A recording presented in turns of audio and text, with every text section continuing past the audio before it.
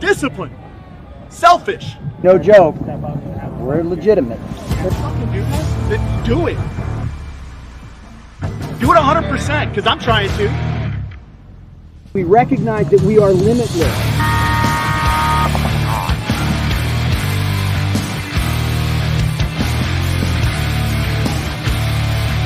You gotta be a champion to become a champion, right?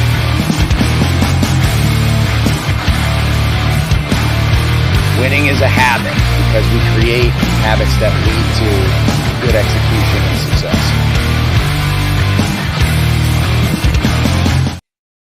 And welcome to episode 41 of the Coach's Show. I'm Mike Bianca, coach of the New Orleans Hurricanes, and with me, my co-host and good friend Ryan Gray, coach of AC Diesel, both of us assistant coaches to Team USA.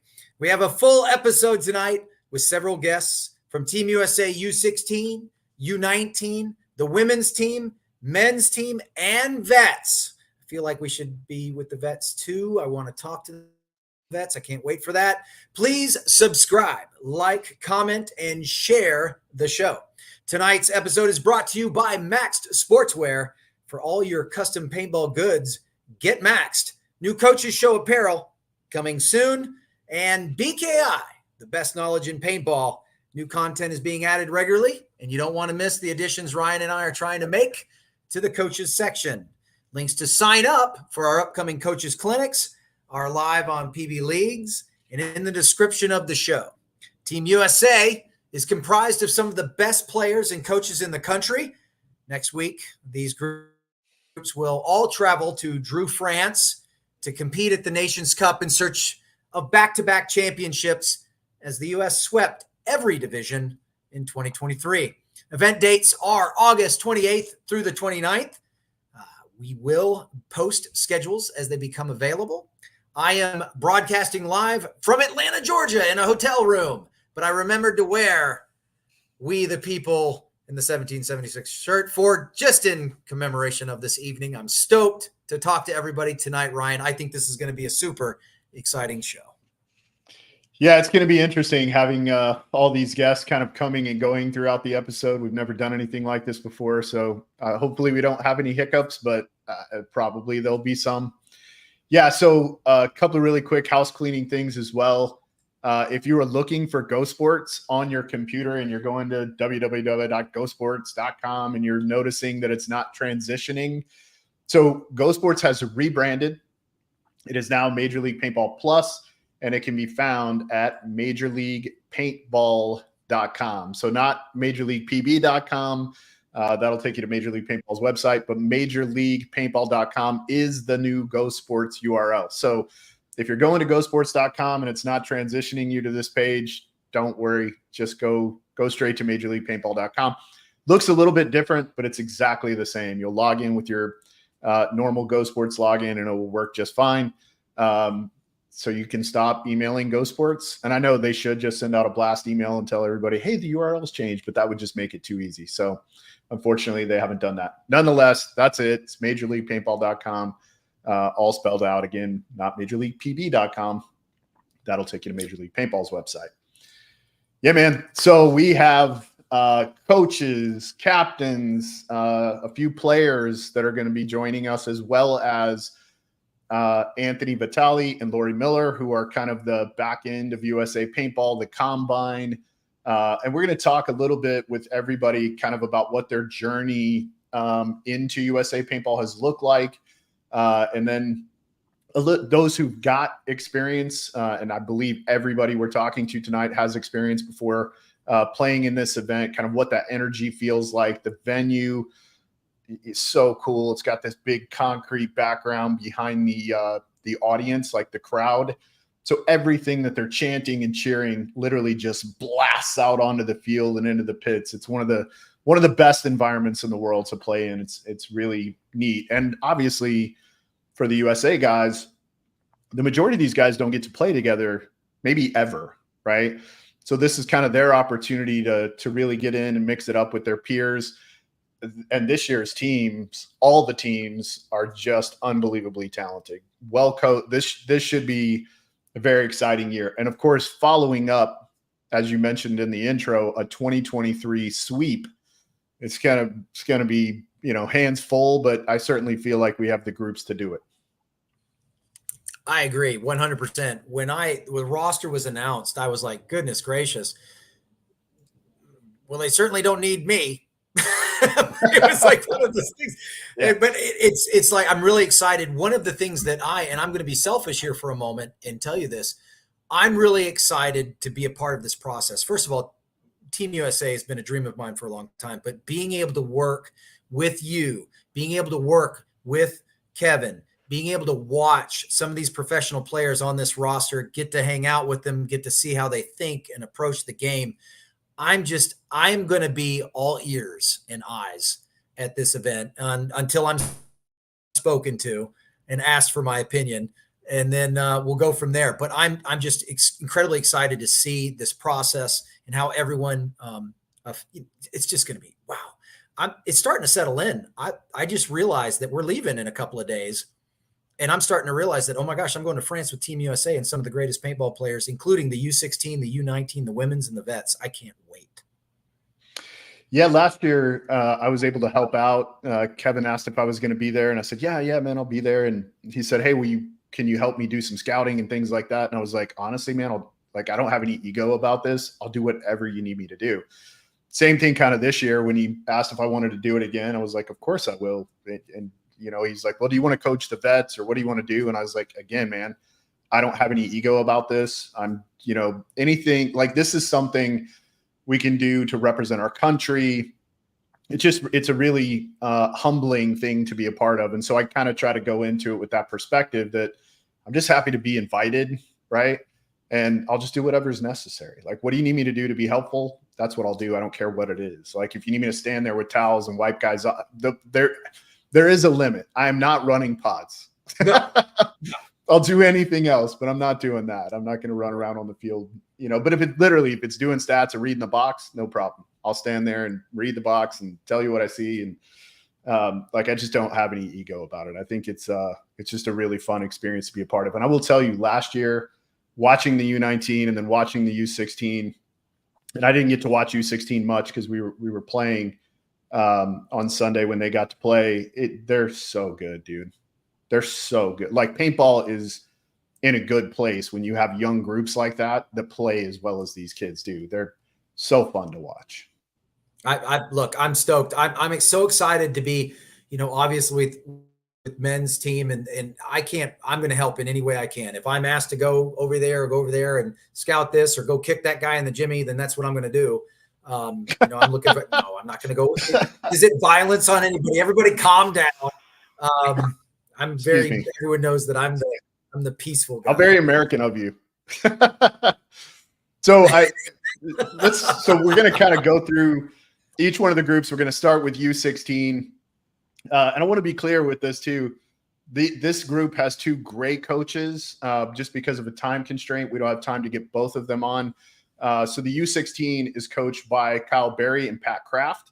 We're going to have Kyle come on, talk a little bit about, his experiences with the U16 group. Kyle's also a player on the men's team. So we'll get a little perspective on that. But again, it is Kyle Berry and Pat Kraft. We're going to have Kyle come on because honestly, I just don't like Pat very much. I kid. I'm not falling for that because here's the thing. They may have a reputation on the field, but off the field, there's some of the most fun gentlemen I've had the pleasure of speaking with. So Pat Kraft is a genuine dude. So, well, let's bring Kyle in. Hey guys, good to see you. Good evening, Mr. Berry. You and I have spent a couple of weekends together here in a row, from what I understand. Yeah, I'm out of the house for like a month. As soon as I leave for France, I think I come back to my home for a good month, maybe one day after France, but then it's right to see you in New Orleans and then right to Chicago. So, I mean, like you said, it's all starting to sit in now, but this thing gets me more pumped than any other event. Actually, it's something totally different. Like you were saying, Ryan, it's a beautiful thing to be able to represent. Yeah. Yeah. So talk a little bit about how you got involved with coaching the U16 team. Pure luck. Pure luck. I'm gonna be totally honest. I was playing with Gladiatori in 2021, I believe. And we were doing well over there. We were competing. Team USA was going to compete that year. And because I was one of the players playing overseas, and not many people could travel during that time and other things were happening, I got the opportunity to play on the team. Sorry, it's 2022. I got the opportunity to play on the team in 2022, and that really opened the door. I've known Anthony for a long time. I helped him grow his paintball field. We work together in business. I've tried to do everything I can with BKI and support the summer camps and things of that nature. I just love what he's doing, him and Lori, to really develop the youth and really bring up paintball. They truly embody grow the sport through and through. So I'm a big fan of them.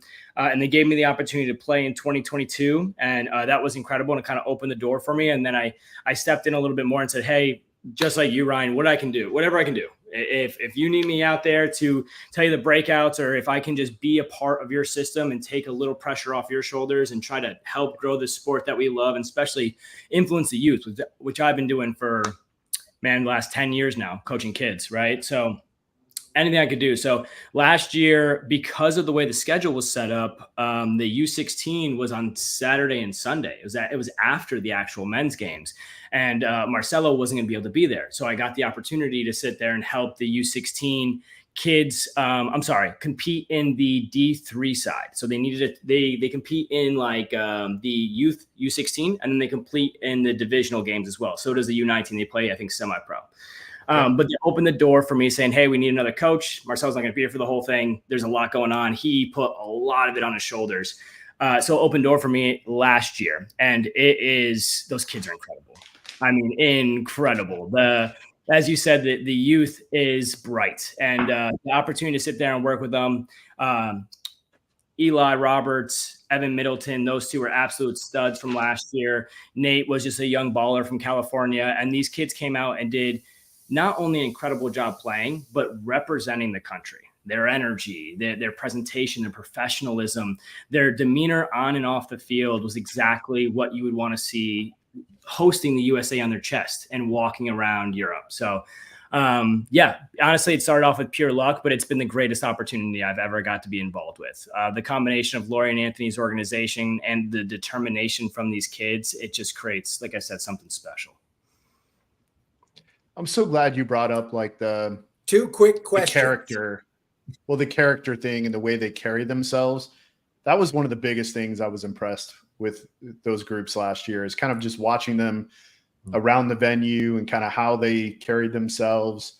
So respectful, so welcoming to information, no ego, very humble. But still excited. But so excited. But still got that ferocity and that energy. It was such a good balance, Yeah, great groups. Yeah. So talk a little bit about the environment in Drew. They hate us. Nobody wants us to win, right? Mike, did you have two quick questions you wanted to hit on? I'm sorry, I love your questions. I don't mean to cut you off, Brian, but no, you're good. I did have two quick questions, real quick. One, in 2022, did Gladiatori, by the way, those of you who don't know, the Italian team, did Gladiatori have any Italians on that team? Because they haven't had any actual Italians on that team that I've seen this year. And can we call Slava Italian? When you and Pat... Yeah, Slava. I mean, Slava is not... I'll give you a Sicilian, but that's it. Yeah. We do have... No, he's not Italian either. The guy that owns the team is definitely Italian, I'll tell you that. He's definitely Italian. Okay. Yeah. All right. That one. And then number two, and this kind of piggybacks on, and this will lead you through Ryan's question. When you and Pat Kraft are coaching these young men, do you get together and say, hey, these are, like, the two of you get together, these are the goals that we set, these are the expectations we're going to set, how do we pitch it to the team? And you see what I'm getting at? What are we looking for? Yeah, a goal setting and a practice regimen. Not even just a practice regimen. Marcello sets the standard. So he does an incredible job at really setting the standard of professionalism. I want to give it to him that Pat and I kind of got introduced into this, and he's the one that built the standard structure of the organization after Lori and Anthony put together the bones. And the expectation's high. It's a little bit different. Like Mike, you have a lot of quotes that I think are really, really good. Like you set your goals a little, realistic, one step at a time, one develop. But when we sit down, that first practice, when those kids come there, it is very realistic. We are here to win. There is no and if or buts. There is no other expectation besides we are going for gold, period. Right. So not only is that set from the first moment, from the first conversation, the rest of the standards of not even so much how to conduct yourself on the paintball field. Like we expect hustle. We expect running to the box. We expect to get back quickly. Like it is if you come, Mike Bianca, you'd be very proud of the practice we had last weekend. You would show up and be like, this is a tight knit structure, right? So like, I haven't been to one of your practices, Ryan, so I can't relate. But for Mike specifically, I've been to one of his practices and I know how he likes his structure. And we are on these 16-year-olds, 15-year-olds, 14-year-olds to hustle to the box. You have some players that are competing in multiple different points back to back, and they are just nonstop, zero hesitation, 100% hustle to the point where they're cramping every day. The kids were getting tapped out by the end of every practice. So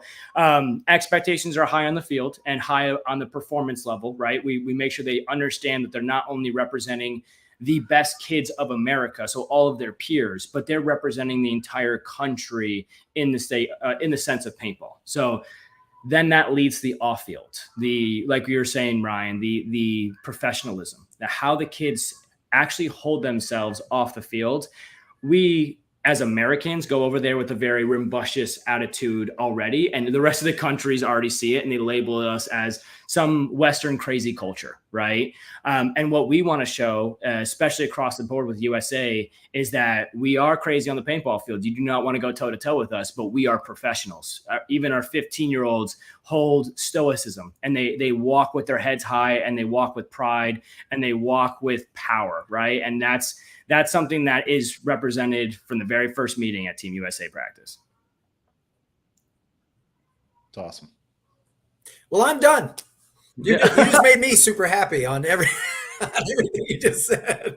Listen, I'm excited for you two. Like we can talk about U16 and U19. Like as Ryan said, the U16, there is no other word besides impressive, right? Some of the kids at that grouping there, apologies. Some of the kids in that grouping there could be competing in semi-pro, and it's U16, right?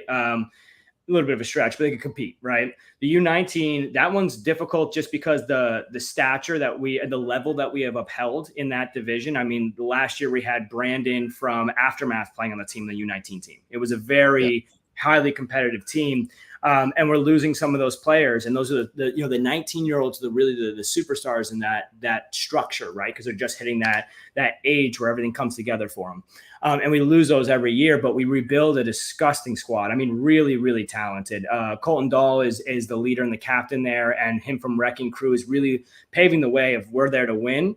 But that division's tough because we're facing multiple different pro players from all these different countries that play on these teams, right? So I think every team, maybe one or two of them lost their pro guy, but most of them still have a pro player that's competing in pro today on that team, right? So they're going toe-to-toe with top quality guys, and the rest of them are no joke. I mean, some of these young 19-year-olds from these other countries are impressive. It's great to see all of the development of age across the world.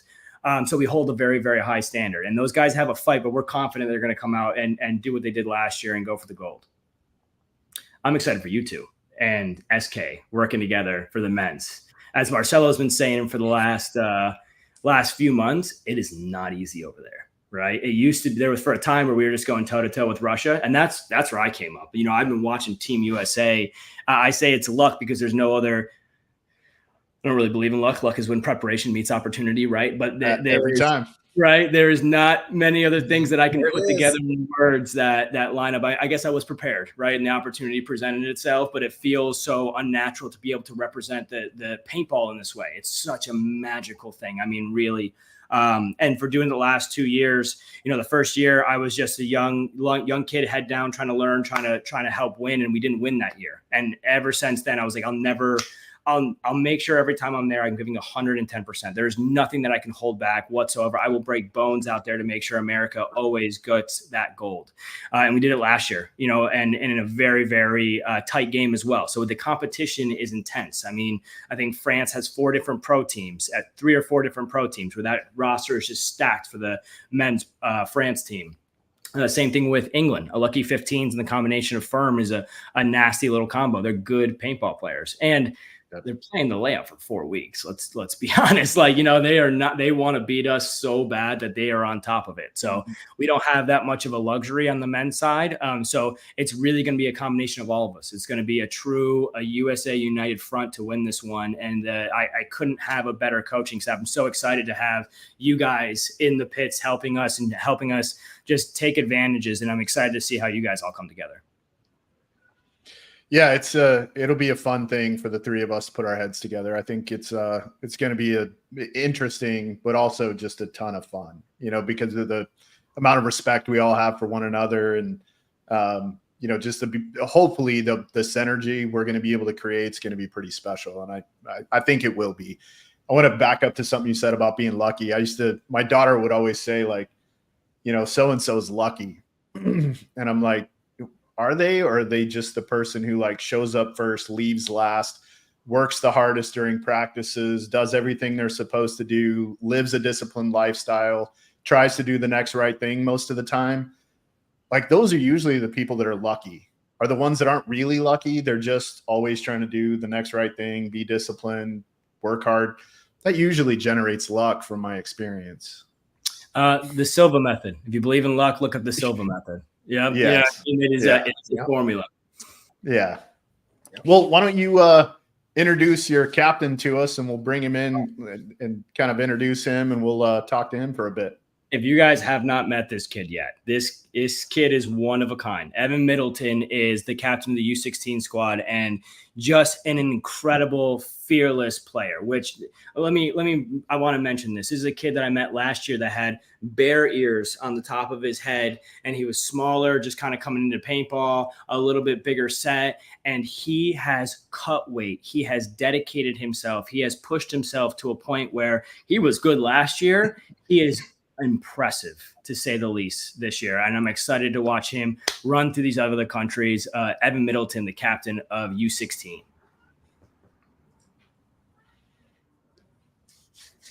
So good evening, Evan. How you guys doing? Good, man. Hey, get a little closer to your microphone. I'm so excited. There we go. Let's see. Is that good? Yeah, it's a little better. Thank you. Okay. Yeah. Welcome, man. So talk about your coach a little bit while he's sitting here. You can say whatever you want when he gets off, but be nice now. I mean, Kyle, he's a really good coach.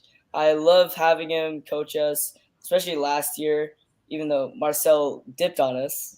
Left us. We had him fill in, and he was a super good coach. He listened to us after the point. He did what was needed best. That let us win. We took that. All the teams, we got the gold. And this year, having him at the tryouts, seeing him, even at practice, it's always good seeing him having a little mentality, like pushing us up, making us do our best at practice to show them like how we improved over the amount of time from tryouts to practice, and how he lets us kind of explore on the field. Let us, like, especially for me at practice, he let me have what you can say fun, playing in the middle, letting me figure things out, figuring new stuff out. Yeah, man, it's important. You're the man, Middleton. Gotta find that info. Kyle, thank you for your time. We'll let you go now, and we'll spend a little time with Evan. Appreciate you guys. See you, Kyle. See you soon, brother. See you guys in France. Thank you, Kyle. Oui. Have a safe flight. Yes, sir. Oh, all right. Now that sorry about that. I was trying to click him off, and he got out. Now that Kyle's gone, Evan, let's have the truth. No, like I said, all of that is true. He's a really great coach. There it is. That's the truth. That's what I wanted to hear. Excellent. Well played. Had you walked back on it, I'd have questioned your character. So talk a little bit about how you got into the program and got on to Team USA. How did that look for you? At first I went to the combine. I actually didn't know about Team USA. Didn't know nothing about that. I went to the combine to try to better myself, to try to get better at paintball. I ended up getting second in one of the drills, which was the running and gunning. Then all of a sudden my dad got an email about Team USA from Anthony. I was really surprised that I got invited out. I went to the tryouts and they were impressed with me. I don't know. It was super emotional for me. I even cried when I found out I made it.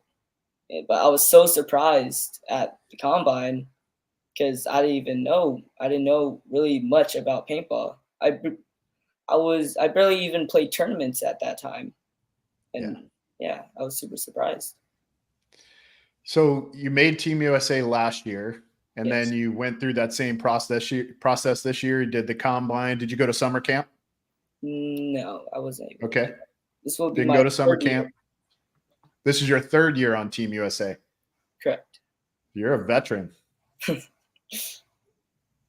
So who do you play for another team in the NXL, or do you play locally? I play for DMG. They're semi-pro line. Wow. I joined this year. This season I started playing with them, and it was a really big jump from D3 to semi-pro, but while I'm playing, I feel like I'm in the right place. It feels I'm able to compete with them. I'm able to compete with them and fit in, but it's still a really big jump for me. Yeah, for sure. So tell us a little bit about. Are you seeing any similarities? Oh, I'm sorry. I was just going to say, are you seeing any similarities from your work with Team USA to DMG to when you were a D3? Are you starting to understand the growth process and why certain programs do what they do, why coaches behave the way they do, why certain teams act the way they do? Are you starting to see kind of some similarities between the different successes or lack of? Yeah, for sure. Especially like when I was in D3, my team, we would barely even practice. I mean, I would be like the only one out every single weekend out there practicing, while my team, I don't even know what they would be doing. Maybe they would be doing something over the week, but I wouldn't know. But in semi-pro, we would be practicing all the time. We have coaching, and then we always get feedback on what we do. And sometimes we even get a practice Impact, Dynasty. Sometimes they come out to our field, and that really helps us. And for Team USA, we have the best of the best coaching us. We have Marcello, then we have Pat Kraft, Kyle Berry. They're not afraid to tell us what we need to do better. Sometimes, especially in coaches before, like D3, they'll sometimes hold back on what they would truly want to say. But that's what we really need to get better, to them not to hold back on us, to them tell us what we really need to work on. Even though for us it might seem disrespectful, I feel like that's what we need, the truth. Totally.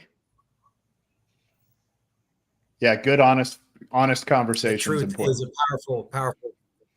Yes, exactly.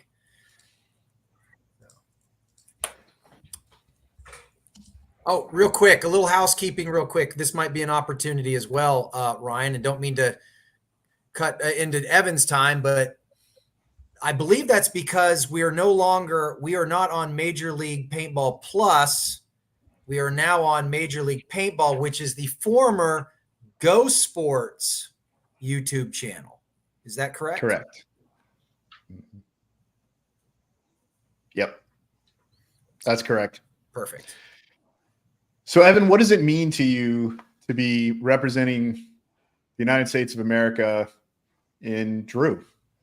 How does that make you feel? It makes me feel really proud of what I've been able to accomplish, especially being able to represent a whole country and even kids my age, everyone, like all the kids under U16, for them to look up to us, to set an example to them. That especially means a lot to me, as when I was growing up, even like when I was first starting playing paintball, I'll look up to Marcello a lot. I looked up to him a lot, and to be playing, and to him being coaching us, that means a lot to me. And even at my local field, we have a kids team. They would always even look up to me before, and I would always come to them and tell them what I would be doing. Like I would come out for every single weekend playing paintball, and I've only been playing for 4 years. So it means a lot to me to be representing, and yeah.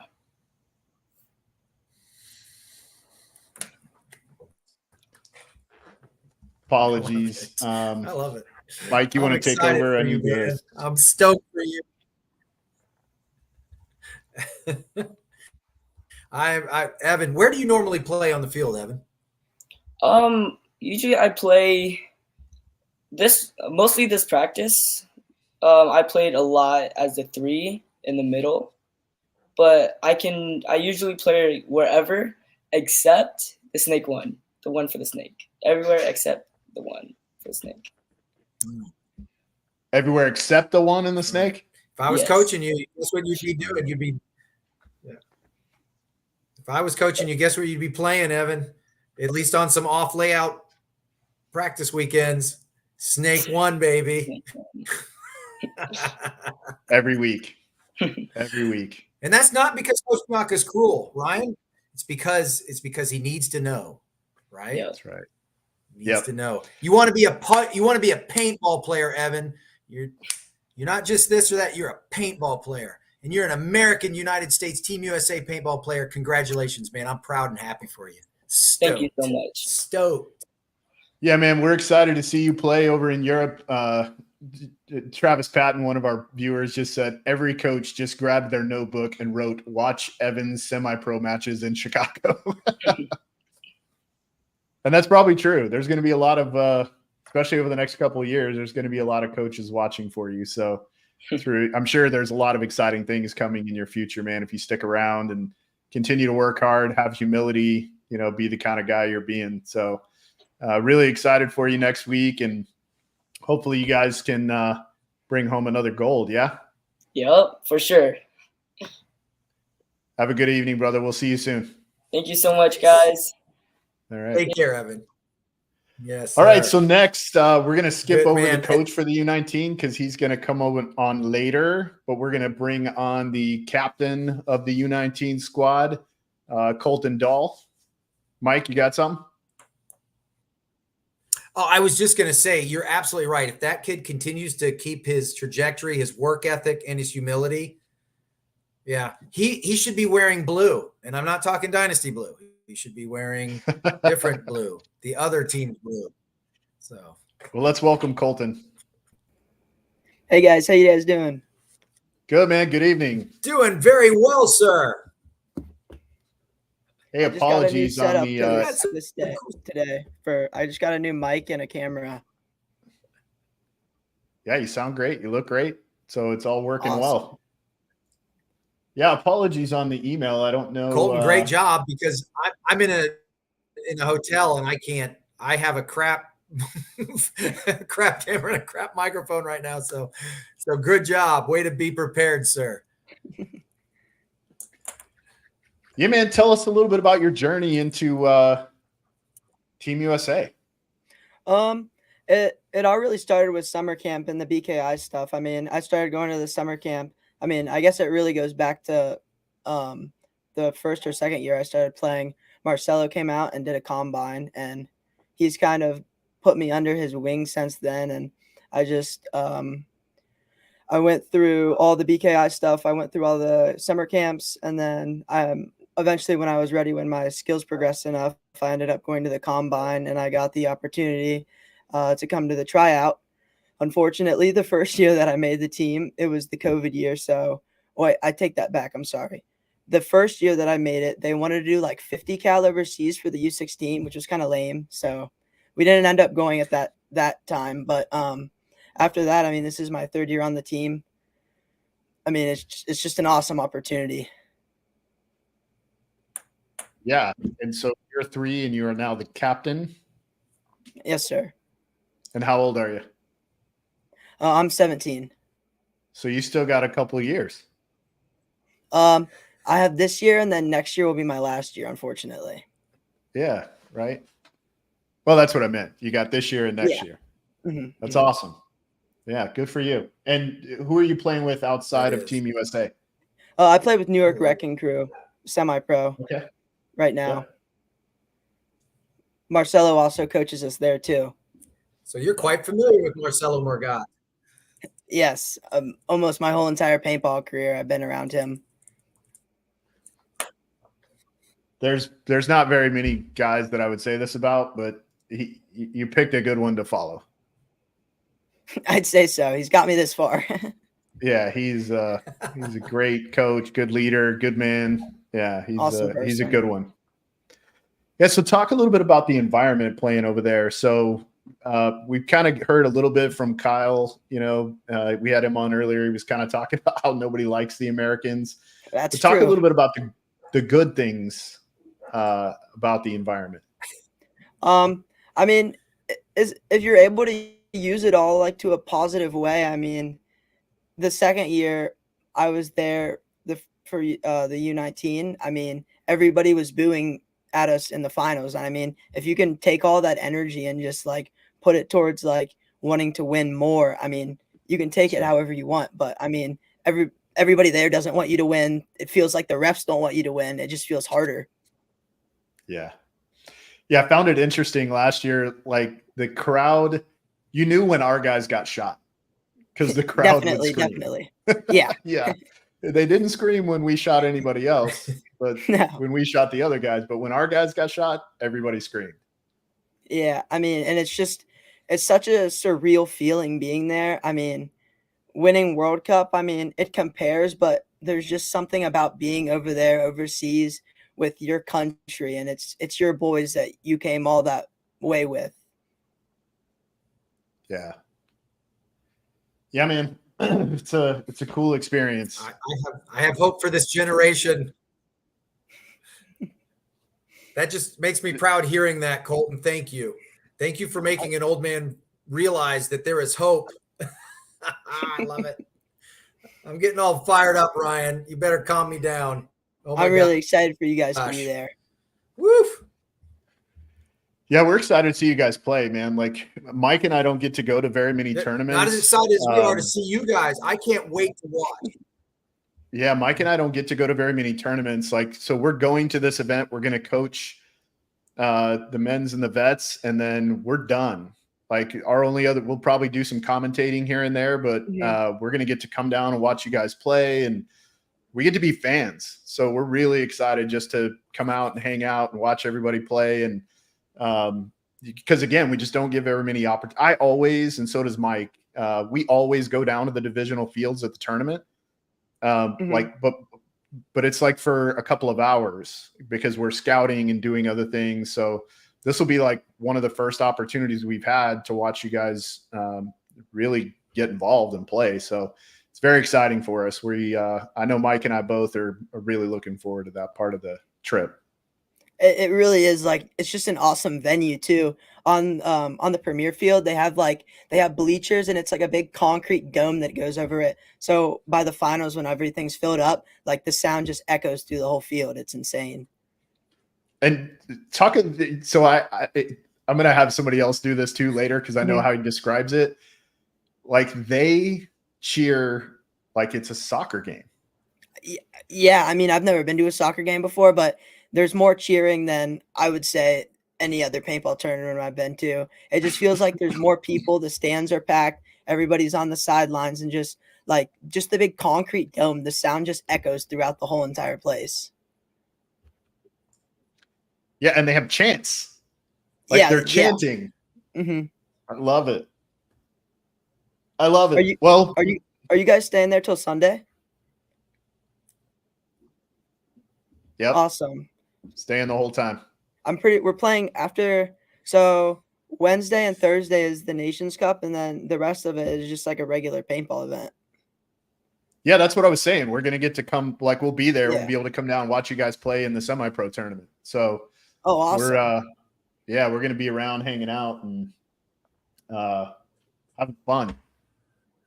Being fans. We don't ever get to be fans. That's we right. just get to go and be fans.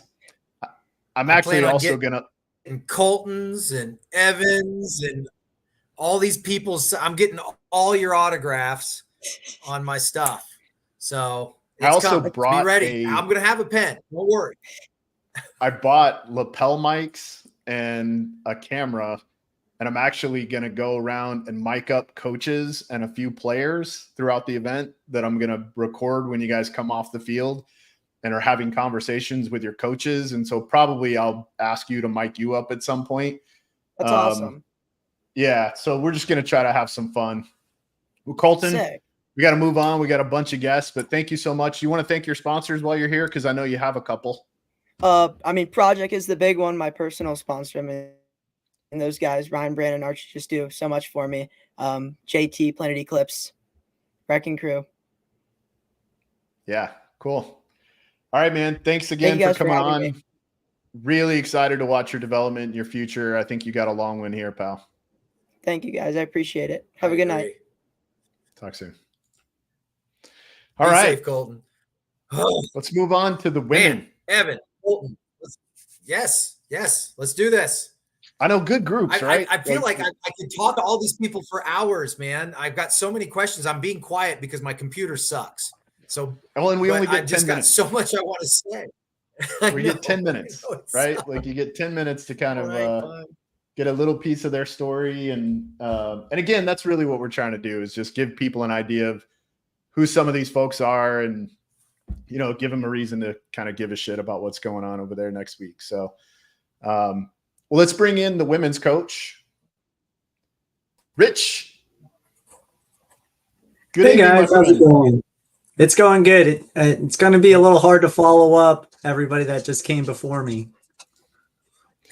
Well, what's exciting for us and you and the listeners and viewers is this is your first time coaching Team USA.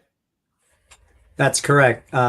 Definitely a little bit of an intimidating process, but been truly an experience unlike any other with the resources, what Anthony, Lori have put together, being able to utilize Marcello, Kyle Berry, Pat Kraft, and bounce ideas off of them. And again, reaching out to you great coaches, because I've been blowing up your phone ever since the layout dropped to pick the brain and utilize that resource. I know nothing.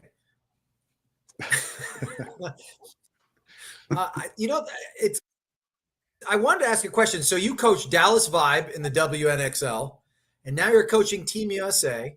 And you've got how much have you interacted with the team now? Have you had 2, 3? How many practices? And is everyone meshing really well? How are the ladies getting along? So we practice the same duration as the U19 and U16 boys. A lot of the players arrived on Thursday. We had practice Friday, Saturday, and Sunday.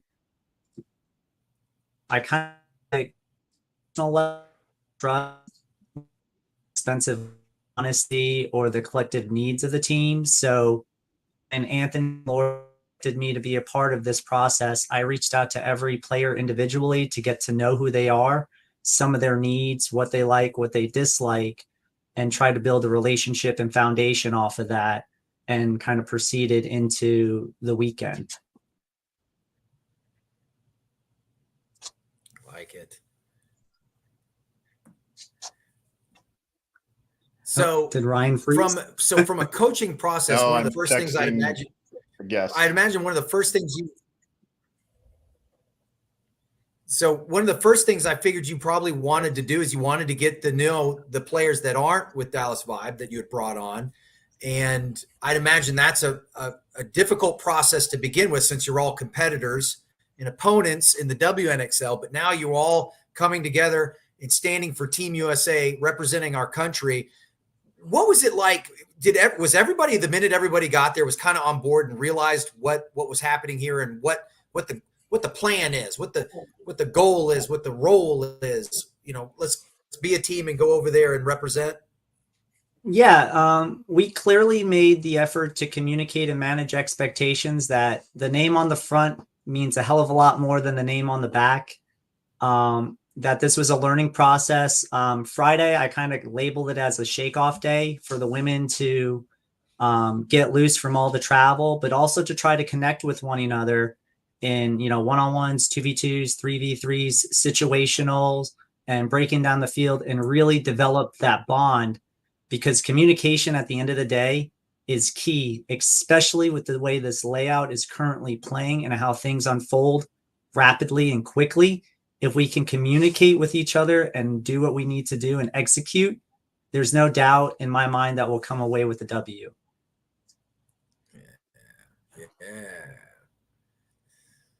Yeah, when we played the layout this weekend, our average game time on Saturday was 1:12. Wow. 1 Yeah, minute, 12 seconds.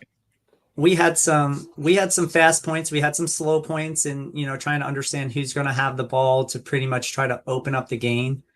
But this entire weekend process with the women, I tried to stress what the long-term goal was for the weekend, where it is like, hey, are you guys want to be here to try to win every single point, or do you want to learn the field, learn about each other, what works, and answer each other's questions? So every night we kind of had a little bit of a debriefing, and, these women are amazing in their own right compared to the women that I coach. Dallas Vibe, I wouldn't be here if they didn't execute and do things this season and last season to even put me in the spotlight. One of the things I'll highlight about this weekend was Saturday night dinner.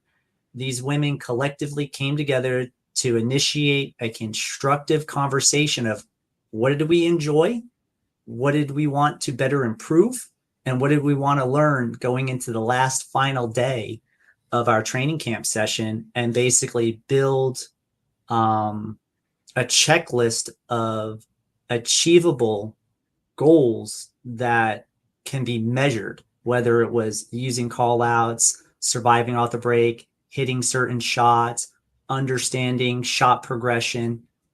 So it was just, I was really thankful for some of the bodies I had to help alleviate some of my brain power and put some onus on them to be able to kind of assist. I mean, that's what a team meeting should look like right there. Yeah. I'm there to foster, right? So my job was to basically foster the conversation, develop the chemistry, and move it in a direction of forward progression and not backtracking. And having players like Jen Falk, who was able to utilize her knowledge of the game and her ability to convey things to the other players while I might be busy doing something else, trying to get something else across with another player. More heads are better than one. And, I try to utilize everybody to help achieve a goal together. So when we're over there, we can accomplish so much. Yeah. It's great. Sounds like you're on the path.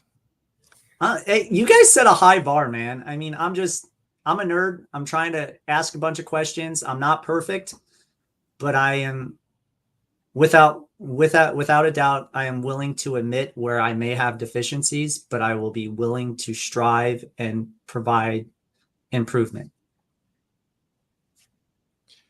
I love that you just said that, because that's so important. The smartest guy in the room usually is the smartest guy. Yeah, go ahead, Mike. I was just going to say, you and I were starting to say the exact same thing, Ryan. And that is, the smartest guy in the room recognizes he's not the smartest guy in the room, right? He leans on those around him. And so it's so important. Like, and Mike and I stress this a lot. Like, as soon as you feel like you've got it all, either it's time to quit or realize, that you need some humility and you're probably going to start losing a lot. Like the way that this game has evolved and it continues to evolve, and not just the game itself, but the personalities and the needs of the players and all those kind of things, it's changing rapidly, right? And so as coaches, we're constantly having to learn and make adjustments and change the way and style in which we want to coach and direct our group. But the reality of what I think is very important about what you just said is creating that synergy in your group where there's a certain amount of trust, where they feel really comfortable being able to say the things that need to be said and feel like it's valued, and that everyone's opinion does matter, especially in that play development process. And I think it's important to put players together that are comfortable playing with one another. And sometimes they may not verbalize it, but you can see it in their body language, when you call a line or and learning how to do all of those things. You only get it from them, right? You get it from them. And so when we don't include the players in the process, or sometimes even forcing them to participate in the process, we rob them and us of opportunities for growth. We're just taking away opportunities. So you're obviously doing a great job with Vibe. And before we bring Krista on, I want to just ask you, what does it mean to you to be coaching Team USA? It's hard to put into words, in all honesty. I will say I get the shivers. My heart races. It means a lot in the sense of what it represents, because it's bigger than just one person. It's represents a collective of who we are as a country, where we have so many individuals with different personalities, different views, but collectively coming together to set aside our egos, our agendas, to pursue something that is bigger than any one of us, and achieve something together, united. We're not one individual strand. We're a million strands, and to break a million strands, you cannot do that. It's impossible. And as long as we're all collectively on the same page, what can be done with teamwork, communication, management of expectations, it's unrivaled. Damn. Nice job. Well, so do you want to introduce your captain? Said. Yeah. So this year's captain, and again, I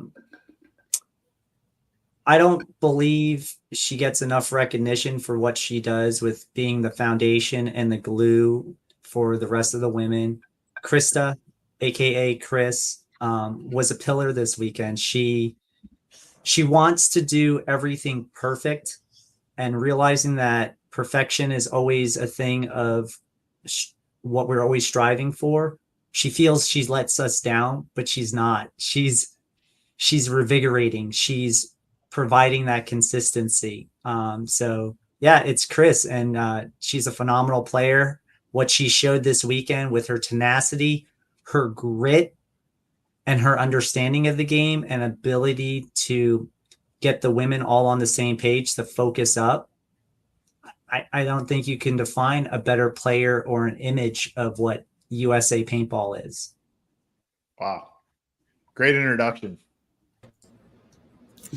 Hey guys. Hey.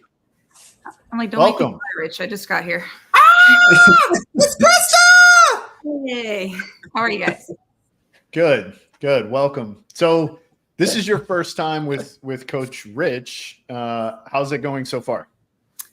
It's going really good. I think that Rich definitely brings a calmness to everybody, which is really nice and refreshing. He is very kind, very unique, and very big on taking all of our input and like implementing that into his like coaching style and how he does things. So I think it feels really good, like having a coach that feels like he 100% believes in like everything that we're doing. So it's very nice.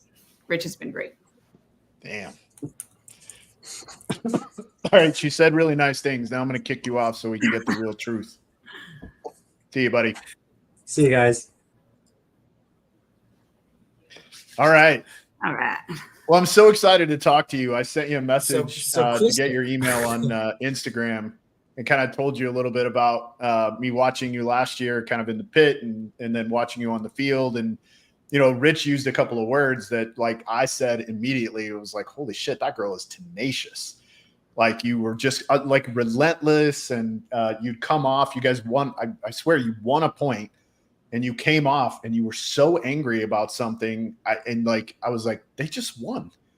But it was because somebody had made a mistake, and it might even been you. I wasn't close enough to really hear what was going on, but you were so angry, and it took you like 15 seconds. And you're like, all right. And then you turned around and you went right back to work.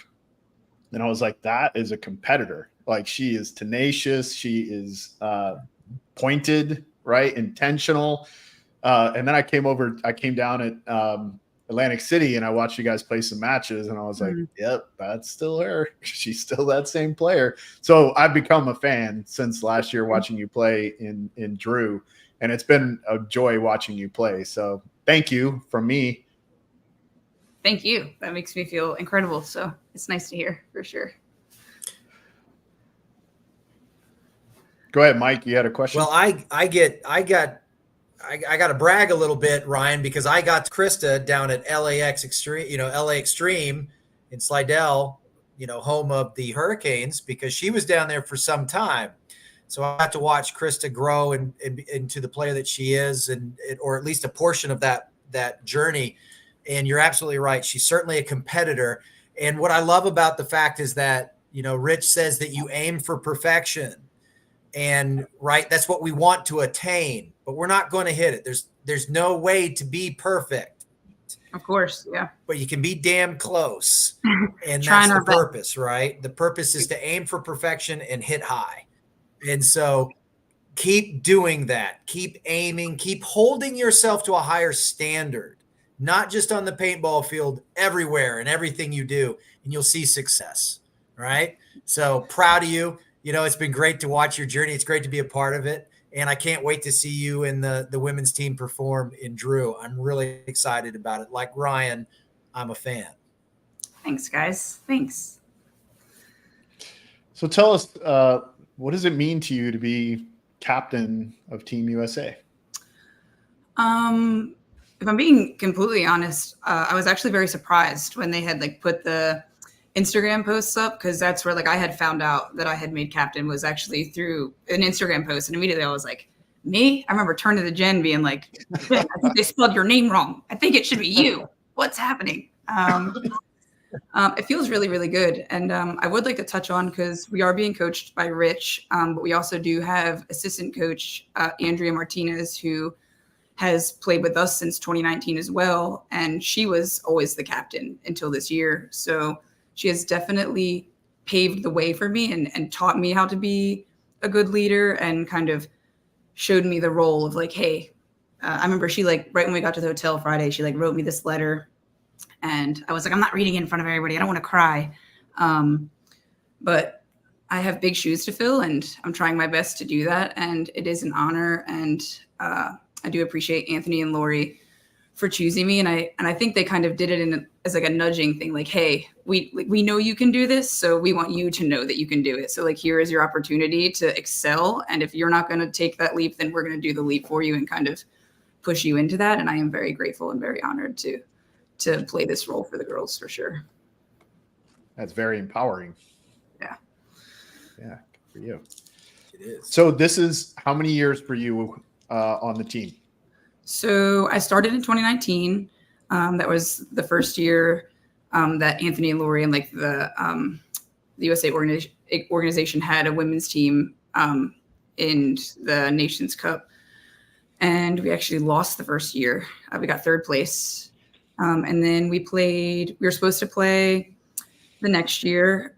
And then it was COVID. So we ended up not playing. And then the year following, they actually didn't send a women's team when they had sent a couple other teams. So technically I've been with the USA organization since 2019, but this will be my third year attending Nations Cup. So excited. So what's the environment like? The environment between the women, or just over there in general? The playing environment. I've never felt more hated in my entire life when you go over there. I was like, you guys have already really said it all. For real, it is. I was like, but I take it as a compliment. You know what I mean? I'm like, people only hate because they're jealous. They want to be where you are. You know what I mean? So I'm like, okay, let them hate. Let them not like us. It's only because they know that we excel at what we do. And sometimes it's better to be hated than loved, maybe. So, but it's a really nice environment over there, though. People are really nice. The facility, like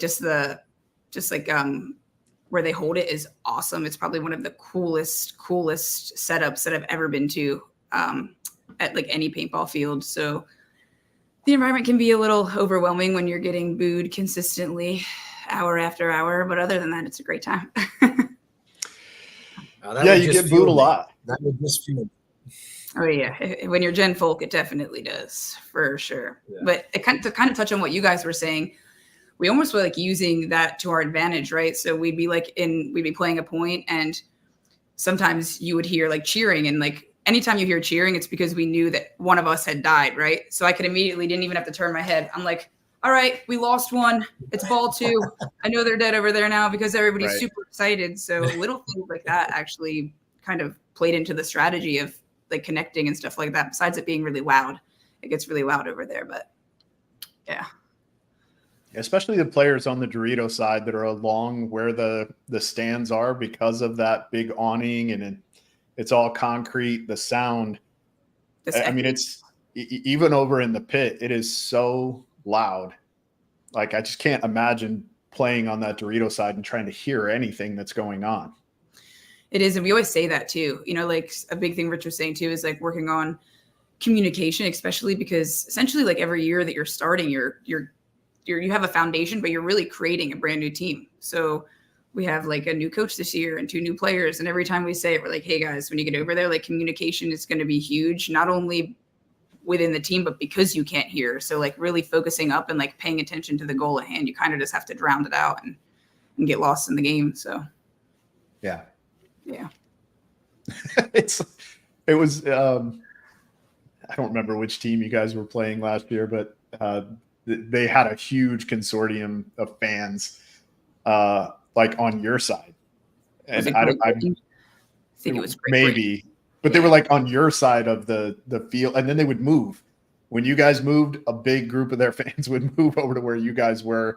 I think just trying to obviously make it where you guys couldn't communicate very well, but it was wild. I was like, man, they're so afraid of these girls beating them that they're just like, that's just not being a good fan. But that had happened to us 2019 Amsterdam. We were playing the Germans for like our semifinals match to decide obviously who would go and play for first and second.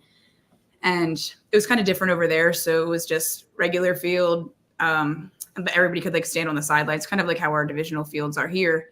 And they had a bunch of German people, like fans, and they had their German flags. So they were like bird dogging really bad. So anytime like we would like get into the snake and start crawling, like their fans would just like start walking down to like signal like where we were. And they actually had to like come in and like tell the fans like, hey, lose the flags. And if we see you doing something again, then like all of the German spectators have to like exit the area, because essentially they were like giving a lot away. So sure, it happens more than you think. Yeah. Yeah, of course. Do what you can until it doesn't work, right? Until we had Andrea Martinez's husband Daniel go over there, who's like a 6'6" huge scary man, and they ran real fast. Yeah. Well, tell us, what is it like? So you said 3 years, and you play with who's your local? Who do you play with here in America? So I obviously play for the Heroines in the WNXL, and then at home we don't really play in Excel that much, but I do play with the High Rollers D3 divisional team, and then I try to help them as much with the their High Rollers amateur and their WNXL girls a lot. So my local field is out in New Jersey. What is the difference in, like, from a pride perspective? Is there a different feeling playing with Team USA versus playing with your normal team here? Is the goal always the same for you? Do you get different emotions because it's Team USA? I feel like obviously the goal is always to win, right? But I think it's almost a little more, I don't want to say fulfilling, because I don't want to say that not like playing with the heroines obviously is very fulfilling, but it's like this like really good feeling that comes with getting together, right, with people who you would think would never be cheering for you, right, or being on the same team, and bringing them together and showing like, hey, like it's bigger than just being enemies, you know what I mean, or just always rooting against each other, and actually getting to learn like about your competitors and then playing on the same team as them. And it kind of just opens your eyes to like a lot of things, and like realizing like how similar your goals are, and how it's okay to, you know, befriend the enemy for like a greater cause. And I will say all the girls on the team this year are super awesome. Like everybody gelled super fast. Like it kind of felt like, hey, why weren't we doing this before this? You know what I mean? Like we can all be homies. Like this is really a thing. So I would say it is very fulfilling getting to bring a bunch of the different girls from different WNXL organizations together to like have a similar goal. It's very fulfilling. Well, we are really excited to watch you guys play next week. And again, you guys are also going to stick around and play in the WNXL Europe event, right? Yeah. So Mike and I will get to hang around and watch you guys play in that as well, which we're super excited about because we don't have any responsibilities. We'll be able to just hang out and be fans. So yeah, super good luck next week. We'll see you soon. Yeah. Also, peep the tracksuit. Nice. Super dope. I know you guys love it. Good. All right, guys. Thanks for having me. See ya. All right. Well, let's move on to the men. We'll bring in head coach SK. Hi. We're going straight to the head coach, straight to the man. Yeah. You see what he's? You see his tag? Look at the bottom. I didn't do that. You see his tag?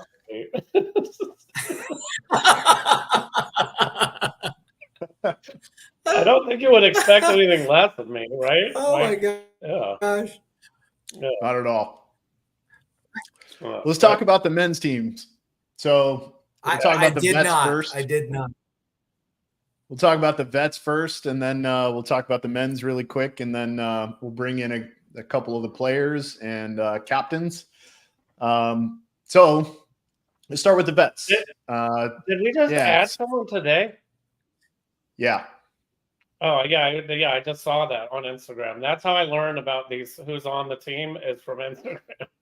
Oh, no, we didn't add anybody. I guess Anthony the veteran did. Oh, yeah. I know they added Daniel. Yeah. Wait, what? Can I play? Yeah. Can I be added? Yeah. Vets? Yeah, I don't think we better do that. Yeah. I'm definitely not playing. I'll tell you that much. So no, I don't want to play. I don't want to play. They're too good. Yeah. So SK, how many years you been doing this now? This is, I think, the third year. The first year I had zero idea I was doing it at all. I was just there. So that was I think we didn't do very well that year, but I honestly didn't know I was doing it until like literally like a few days before. And then so I was not very prepared. Last year it was a lot easier just because I knew all the guys way better. And I mean, like last year for the regulars, it was just all half of the team was Dynasty guys, and I coached or knew the other guys pretty well, other than like Pat and Kyle. So like some of the veterans from last year, like I didn't know like BJ or Mark, like I'd met them before, but I didn't really know them. And then like I never coached Colt before either. And Colt ended up playing on both teams. So that's one of my favorite parts is like coaching guys I would never get to coach normally. So I think that's cool. Yeah, it's a total hodgepodge. That's a great point I wanted to follow up on. Is that what's the dynamic like that when you take on like a Colt Roberts, right, or somebody from that's been your opponent for years? How does that initial, response, that initial coaching, that initial, obviously there's a mutual respect, but how does that normally? What's that process like? Does it usually just fall right in line, or or is it a little growing? Well, for me, it's like most of the players that have played, like, for me, like, they just will do whatever I say. But I'm like, hey, I need feedback too. That's how it works on my team. I don't just say do whatever I say. Be like, hey, but this might work a little better, or if I did that, like just the little things, because I'm not out there, and you guys both know that the little like refinements of the stuff that always develop over tournaments, they're gonna know way better than I ever will. So that kind of stuff, or be like, if I shoot the corner and then this guy shoots the inside guy, that's better. And we split those things up, it works much better that way. But so most of them know now that they can tell me stuff. Like Pat, for example, last year he was just like, yes sir, and I was like, you gotta give me like info, and now he knows because I coach him on breakout. So but like, yeah, and then there's like other guys that'll just be like, yes sir. So and then you'll see Ryan and Marcello yelling at me for whatever about something not even regarding anything. And yeah, so it's just different people. I can do all of it. It's just new guys have a harder time with me, I think. I think it's tough to know sometimes when they come from different cultures what you expect. Oh yeah. You just gotta tell them. Yeah, I mean, because I was watching the NBA, like the Olympic team there, because that's what I would compare our paintball team to. Because it's like a couple of the guys sat like most of the games or a lot of them, and I'm like, yeah, that's how it works. All of them are good. Like you just have to pick what you think is best, and you could be wrong or right. It doesn't matter. But as long as you win, you're right. So that's what I'm gonna plan to do. I hope. And I have great assistants now. Well, Ryan was kind of an assistant last year. He just wasn't on the thing. So, yeah. He didn't know he was until he showed up. It's pretty last minute, but yeah, it was okay. Yes. But you're like invaluable to me. Otherwise, I wouldn't have been able to do it. And because like it was, I literally would have to go from one field to the next, like run over there with Ryan or whoever, or like usually on those ones, like Ryan or Alex or whoever it was would run over to the other field first, and I'd play someone else like the last point, and then I would go. Like it was kind of crazy, but whatever. And then scouting was very difficult, and Ryan did almost not all of it, but a lot of 75%. So yeah. So is it going to be that way again this year? Are the vets going to be playing at the same time that Team USA is going to be playing? I am not sure. Did you see a schedule yet? I have not, unless it came out today. No schedule. I haven't seen it. Yeah. Nope. Yeah, I mean, we can talk about the rosters. I have talked to some of the guys already, but not everyone. Like I talked to Ryan and Mikey, and let's see. I haven't really talked to Marcello or a couple of the other guys, but I plan to. It's just I haven't really got a chance to yet. And then yeah, Ryan had sent me stuff, and you had already sent me stuff, Mike, and then I'll get some more input from like Kyle and Marcello. I think will be helpful just because they were coaching the the U19s and the U16s. And then I know Pat played on the field too. So, I mean, I think I'm going to have way better input than I did last year. And then Dynasty is playing Impact and Uprising this weekend, and we're going to play on the layout also. So that's where I'm going to take everyone's input and then kind of adjust it to my own, and probably call one or two of you guys during this weekend. So yeah, I have some other stuff to send you as well. I'll get that to you. Yeah, of course, yeah. Yeah, but I don't know. I have a couple of few things to add as well, but so what does it feel like for you, Mike? Because you've never done this, but you've never gone anywhere before. So like, right? Like you hadn't been overseas? Yeah, I'm nobody. No, you have I've done some. No, even like no, I have never been overseas to Europe. Okay, yeah. So this is like a whole new thing. I've never been anywhere over in Europe, and okay. It is, and that's why I'm excited that I've got a great travel partner in Ryan, and I've got a great mentor in you and the rest of Team USA. So I'm really looking forward to this entire experience. I am beyond blessed, and I couldn't thank Anthony and Lori enough for even considering me. It's quite I'm so humbled by that, and I'm really, like I said at the beginning of the show, I'm really looking forward to seeing your process and Ryan's process and all the different individual players. Like you said, I would never get a chance to coach these guys, right? And why would they ever listen to me anyway? But the long story short, I'm going to enjoy watching that process, watching their input and their feedback and how they process things and how we adapt, right? And then same with the U19, the U16, and the WNXL women's, and especially the vets. I just can't wait to take it all in and be a part of it. And literally, like Ryan said, whatever you need, man. I'm down for the cause for USA and for everybody that is wearing that jersey. So I'm excited. Yeah. Is that the same for the U16? Like, because remember last year, Ryan, the U16 played like Sunday or something. Is that the same this time? Yeah, I don't know because I haven't seen the schedule. When we get Anthony and Laurie on, we'll ask about that. Okay. But I don't. That was the coolest part, because just watching that, like the kids play, and then like a bunch of us were still there, and like that's the really cool part. Oh, they play Wednesday. Oh, Anthony said they play Wednesday and Thursday now too. Okay, there you go. That's great. Yeah, so everybody will be in the same. I mean, it's not great because we don't get to see as much of it, but or maybe we will. We'll see. Yeah. All right, man. Well, we're gonna bring in one of the vets. Okay. Bam! Look at that old guy. Oh, there he is. Bam!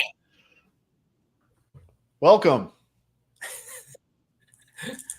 Can't hear you. Muted, yeah. Nope. No. Can't hear you.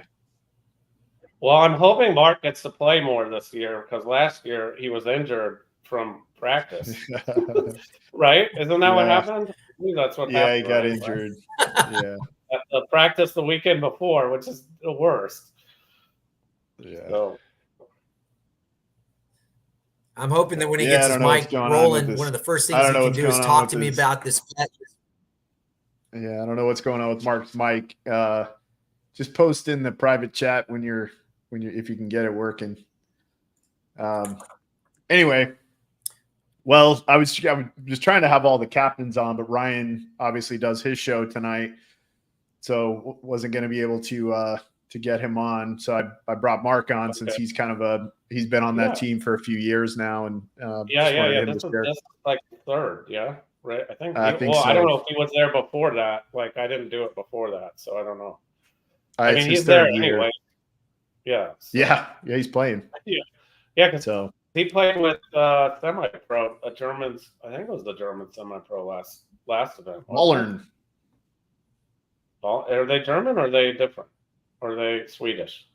I can't remember. No, they're German. Okay. Yeah, I don't know. What other questions do you have, Mike? Do you have questions for me?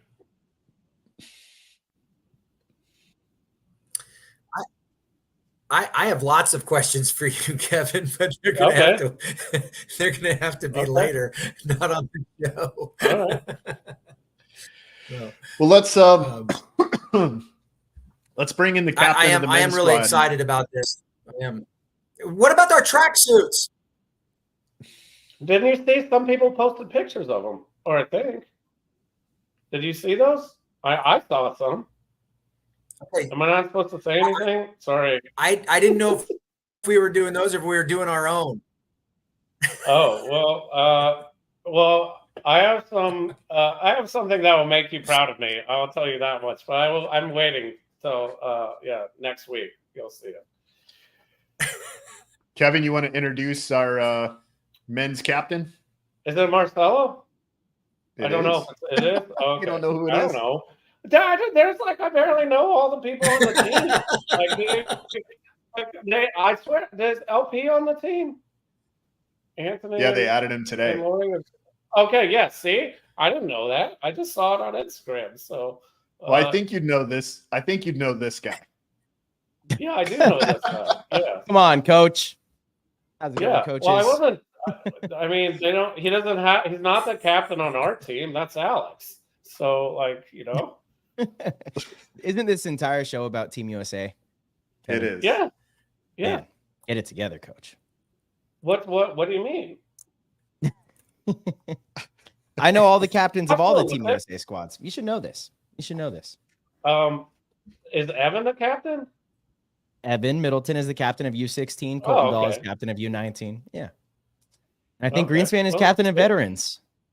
Okay, that's good. Yeah. Shouldn't it be the oldest guy on the veterans? Or I don't know. I don't know how this thing works. I'm not sure. Yeah, I don't know. I don't know. Todd Adamson might be the oldest. Oh, is he? Okay. He might be. Yeah. Is Todd Adamson playing on the veterans team? See, now I don't know some stuff. He's on Instagram. See, you should know that. He's on the roster. Wow. I love that, actually. He's in the chat. He's in the chat. We could ask him. Oh, I love that. Let's ask him. Yeah, he's that. Yeah, epic. He's definitely All right, SK. We're gonna let you go. We're gonna talk with Marcello a bit. All right. See you, buddy. See you soon, Kev. My man doesn't even know you're the captain. Yeah, I'm not surprised. That's pretty much how it goes over here. It's your life. It's my life. Fun stuff. So, man, wanted to bring you on kind of in a weird place just because we would have had you come on right before Colton, but we're going to have you on now because you've been such a big part of Team USA and cultivating those youth teams. And so we wanted to bring you on kind of right before Anthony and Lori just to kind of talk through some of the methodology. What does it mean to you? Just tell us a little bit about the story of Team USA and your involvement. Yeah. Well, Team USA dates back long before I was competing with them, that's for sure. But my first exposure to Team USA was actually in 2013. We were over in France. We were in Chantilly. Have you been to that? Have you guys been to that venue? Mike, I don't think you have. Ryan definitely has. I mean, it was one of the most gorgeous venues that any paintball tournament's ever been held at, I think.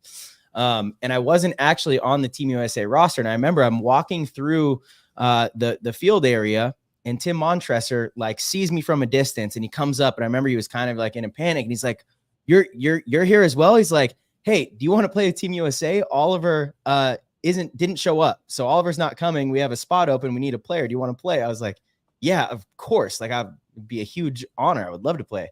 So that was my first exposure. I didn't have an actual jersey. I wore like a blank Team USA jersey, and ended up actually having a few big moments in the semifinals and finals, and we won.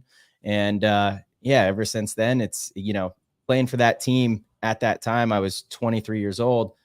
But it was kind of this like larger than anything we've done in the sport kind of feeling. All the players really come together, and you get this sense that you're playing for something bigger than you've ever played for, which you are. You're playing for an entire country.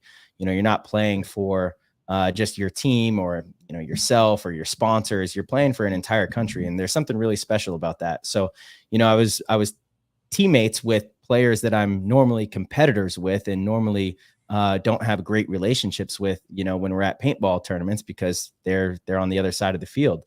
So to see that kind of camaraderie and how the team had come together so quickly, just, from that background, really always stuck with me. So fast forward that to when, Anthony and Lori had taken over, and they've done such a fantastic job and really saved the entire Team USA program. But I've been this is my third year now coaching the U16 and U19 teams, and also competing with the men's. I think the first time we put a team back in was 2021. I kind of forget. Obviously played with Team USA before COVID. But the post-COVID Team USA era has been really fun because I've been heavily involved again with the coaching side of it and being able to work with the kids. And I think it's one of the greatest opportunities in the sport. It truly is. And for, the kids, I tell them every single time we have tryouts and then our practices, I really try to stress the importance of how important this time is. And I believe, when they look back on it years from now, 10 years, 15 years, it'll be one of the most exciting things that they've done, and probably one of the most meaningful things they've done in sports. Yeah, Kyle, when we had Kyle on earlier, he was kind of talking about the foundational things that you have in place from a culture perspective. And he basically gave you all of the light on that. We asked him about some cultural things, and he was like, hey, that's all Marcello. He's created the foundation and the piece for that. We're just trying to, keep it going down the path it's already going, a lot about humility and work ethic and, how the players kind of operate off the field as much as on the field. And then obviously the work on the field and how intense that is. So, kudos to you. The last time we had you and Anthony on, one of the things Anthony said is you might be a better player than a coach. Maybe you are, or a better coach than a player. Coach than a player, yeah. Yeah, maybe you are, if you can build that kind of culture. Because we had Evan and Colton both on, incredible young men, very respectful, very well-spoken. So you're obviously your picker is good too. Those kids are probably going to have long careers, and we're probably going to see them in our league soon. Yeah, I mean, there's no doubt. Again, with the young kids, I think it's always, can they withstand getting a driver's license, relationships, and school? Like if they can manage those things and still be in love with the game of paintball, then there's a really good young group right now that can absolutely be some of the best in the world one day. Evan Middleton and Colton really are the epitome of that. They're so in love with the game, and they're so talented, so skilled. And you're right. Part of the culture is, are you a good human? I think that plays a huge role in your success in anything you do. Do you do everything the right way? I think that's so important. It's also a philosophy of dynasty too. When we're thinking about players that we want to pick up, it's like, is this a good human? It's generally a big part of the conversation. Like, do you want to room with this person? Doesn't matter how good you are. If you bring something to the team that can kind of break the team, from a culture perspective, then it's not worth it. In sports, those players are often called cancerous, right? And they use that term for a reason. It's something that can be inserted into a team and then spread and ultimately kill the culture of a team, which will kill a team's chances of succeeding. So I think culture is really important. I think we've done a really good job with Team USA in maintaining that and really stressing the importance of that.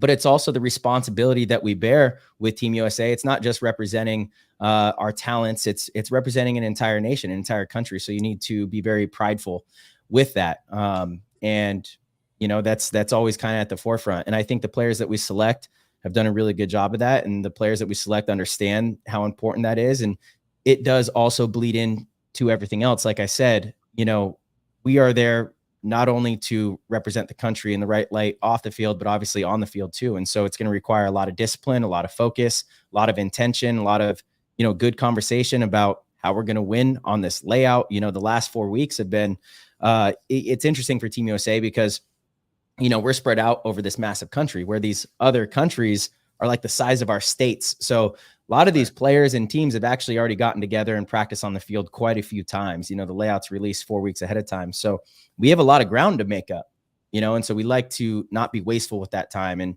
I think it's, important in my role as well to not only teach these kids about paintball, but a little bit about life. I know I had really important role models growing up. I still have important role models in my life that, are a great source of influence and positivity. So I think that's, a big part of my responsibility too. And I definitely take that part almost more seriously than the coaching. And I feel like if I can succeed in that part, then, if the other stuff falls in place, cool, great. And fortunately up until now, it's kind of both, been in sync. Yeah. And it's successful, right? Like the teams go over last year, sweep the whole tournament, which is huge, right? Obviously adds a little bit of pressure to this year. We want to repeat, right?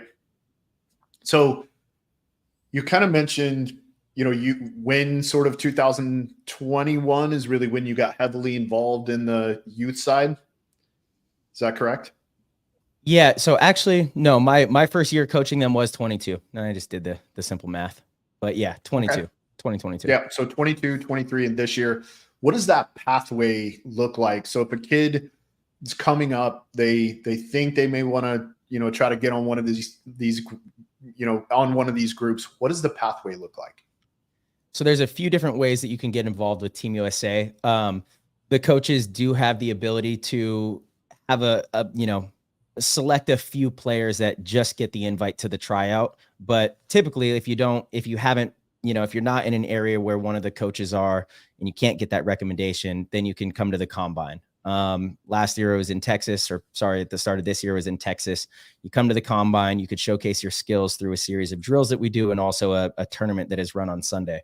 And at that tournament, I solely scout. So I watch and kind of work with players and, talk to the hopefuls. And the combine isn't just for youth players, it's for any age. But, I have a list of all of the youth players that are, USA hopefuls. So from there, we go back, and actually I got to give a lot of praise to Anthony as well. He's a huge part of this selection process, and Anthony's paintball IQ is actually very high. There's been many times where I'm like, Anthony, you should coach, if he's looking for a coach for the Heroines I'm like, we talk a lot of paintball. When we're in Boston, I sit up in the tower with him as we're watching games, and we're talking paintball all day long. And I'm always, very impressed with the amount of knowledge he has of the game. And, at night we talk players, and then during the week we talk players. And so he's a big part of the selection process as well. I want to make sure, he gets his credit. Yeah, ultimately you'll come to the tryout, and, you have a chance to really prove yourself. And it's unfortunate that you don't get more time. You have to be on that weekend. And if you're sick or you have a flight that got delayed, which happens, sometimes there's good players that come and their flight gets delayed. They're on a red eye. They show up Saturday morning and I could tell they're tired, and it's kind of a short end of the stick for them, but you got to perform. It's like my only chance to see some of these players. So I do take a lot into account as well. I look at players a little differently than maybe most coaches. I look for certain tools and talents that could help build a team. Whereas, I think a lot of coaches will just kind of look for a good player and not really think of the roster construct that they're trying to form. I think the roster construct is really, really important. You need, really good team players, role players, communicators. You need some weapons that are really athletic, really, quick, and also, have good fundamentals. You need a kind of a variety to formulate a good team. So, all of that goes into the selection process, and those phone calls are always the toughest. I try to call all the players, the ones that made the team and the ones that didn't make the team, and the ones that didn't make the team, I give them a rundown of why they didn't make the team and what I would like to see from them moving forward. And, some of the kids, unfortunately, it's their last year being able to try out. So they're not going to have a chance at one of the youth USA teams, but, they still have bright futures in paintball, and just always want to let them, know and understand that we're still here for them and would love to help along the way. But yeah, that's the process. It's awesome. It's a great pathway. Indeed. And even if they don't make the team, they still got a lot of coaching and training Absolutely. and method, and stuff that they can use as tools when they get home. Yeah. So, well, we're going to bring Anthony and Lori in. Want to keep you guys kind of together for a little bit. Is that all right? Yeah. Awesome. Hi guys. I didn't realize. I thought you guys already went. I didn't. No, we were bringing. They're going to kind of close us they're out. muted. You got to come off Saving of mute, the though. best for last. There we go. There we go. All right. Okay. Damn. Welcome.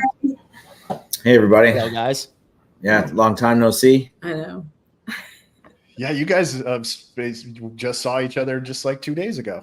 Yeah. Yeah. Yeah. The paintball family. Yeah, exactly. Yeah. And about probably 30 phone calls and texts since Sunday. So, but yeah, Certainly. appreciate you guys having this show and bringing people in on kind of the behind the curtains here, because it's really important. We try to be as transparent as possible, like Marcello says, with the processes. We don't want people to feel like you need to know somebody to get in here. There really is multiple paths. It's kind of been BKI's whole mantra, really, is to make sure that there's a path to being pro. There's a path to succeeding and getting the most out of your paintball career that you want to get out of it. So the combines, the summer camps, the Team USA, they all kind of go together, and, getting that good coaching and getting clinics from pros, like all of these tools that are out there for players to get better. And we just try to make sure that they're exposed to that. We're incredibly lucky to have the staff that we do. I mean, quite honestly, he has a knack for the coaching thing. So we've been very blessed to have him with BKI in the combine and this, obviously, this program. Yeah. So when did you guys take over Team USA? 2019. Okay.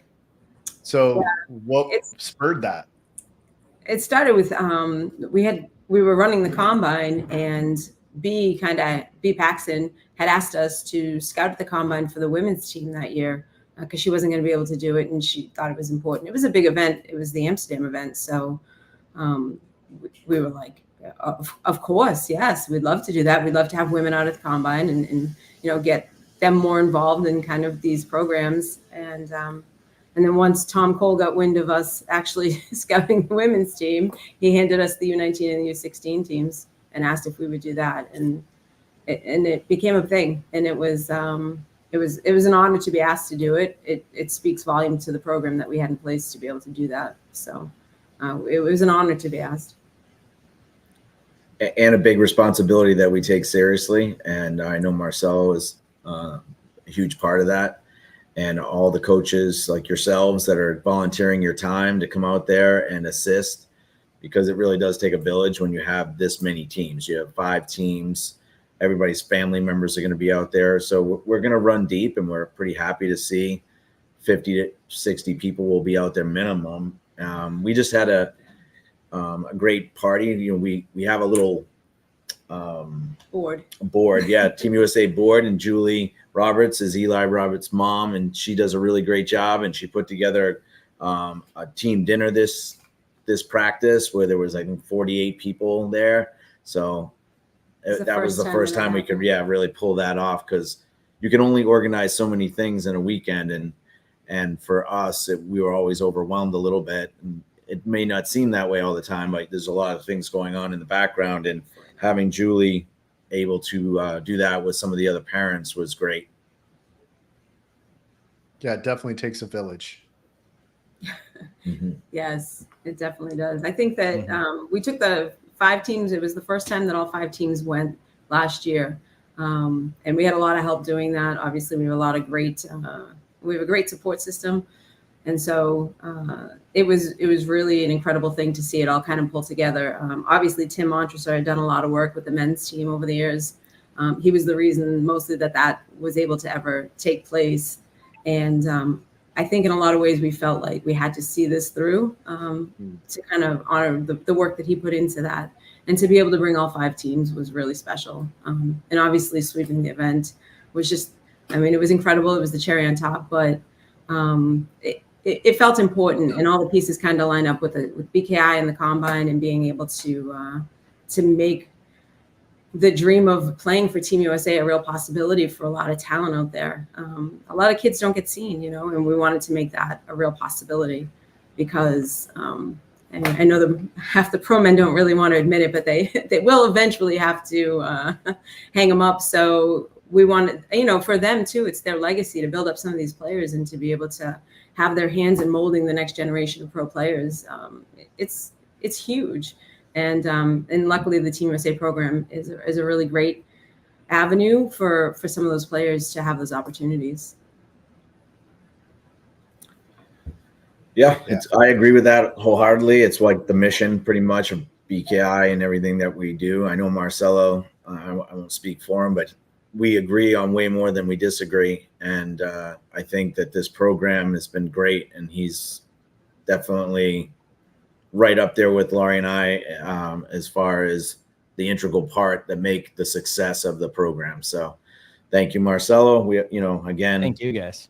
It's really, it's fulfilling for us. We've done a lot of things in paintball, owning paintball fields, online stores, running tournaments, clinics, and all this stuff. But Team USA and the summer camps, when you get to see players actually of all ages And, obviously the kids, you get a little bit more satisfaction probably out of seeing them because they're a little bit more emotional. They're a little bit more open and less guarded sometimes than adults are. So you get to see their emotions a little bit more, and that is very rewarding. So the Team USA program is something that is a lot of work, but again, something we love doing. Yes. I just want to say something real quick, because as we've gone through this evening and I've talked to all these amazing young men, Marcello, Anthony, Lori, and everybody that's been involved tonight, I think everyone owes you both in a way that there's a quote that I appreciate, and it says, when you hand people possibility, you usually get great things. And I think what you've done through the Combine, through Team USA, and through a lot of these things is you're handing out possibilities, and you're making these possibilities come into this reality and this dream. And it's really something to behold. I consider myself truly blessed to be a part of it. I'm just so excited, and I can't thank both of you enough for everything you're doing for this team. Thank you to Marcello. Thank you to Ryan. Thank you to SK. Thank you to everybody involved for the opportunities to these young men, these young women, and the possibilities to do great things. So thank you. Thank you. Yeah, absolutely. Thank you. Appreciate Yeah, that. Appreciate that. We really don't do it for the glory part of it. We like being the people behind the scenes, trying to get these things done. And there's a lot of people that we'd like to thank too. The sponsors really came out strong this year. We're both wearing different shirts here. We got HK that has come on board as a major sponsor, and the industry really has come full circle on Team USA. So we're really happy. JT, GI, HK, Hormesis are all major sponsors. And without that, and without the fundraising and the support of the paintball community, these possibilities, like you say, are not options. So again, thank you to all the parents of all the U16, U19s that are completely supportive of their sons and daughters out here competing for Team USA. Without them, there's still a big onus for time and for finances for them to make it and play overseas. So thank you to all the parents. They've been really good this year and very eager to help. Just like you two said, they're out there pitting for us, grabbing paint, cleaning up people, and they want to be part of the process. So, we like having them there, especially for the practices. Probably going to change a little bit for the event, that we won't have them in the pits, and we'll allow them to just enjoy their sons and daughters playing over there. But we got it handled because of people like yourselves that are going to be over there helping. So we have an all-star players on the team, and we have all-star coaching on this team. Oh, yeah. So I was telling Ryan earlier this week, I said, as deep as we are in the players that we have, we're deeper, I think, in the coaches that we have. So this is a really good year to be Team USA. Yes. Thank you. Yeah, we're very, very humbled just to be a part of. It's, I kind of said this at the beginning of the show, and I said it last year, and I told SK exactly the same thing this year. Like, I'll do whatever you need me to do. But my humility ends that I'm not going to run pods.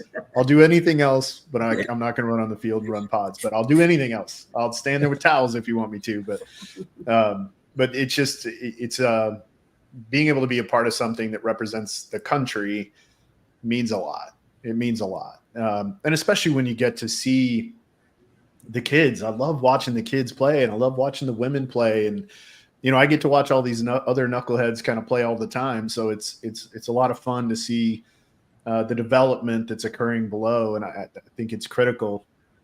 So, thank you. Right. So you guys picking this up and taking it on, it could have died, it could have just gone away with, after Tim's passing. And then, obviously Tom and they have way too much going on, right? This thing could have slid through the cracks very easily. So, your passion and obviously Marcello being a big part of that is critical to the success that we're seeing now. And I think it's also created kind of this, like, a lot of people want to do it. Whereas before, I think it was like you kind of had to twist arms to get guys to play.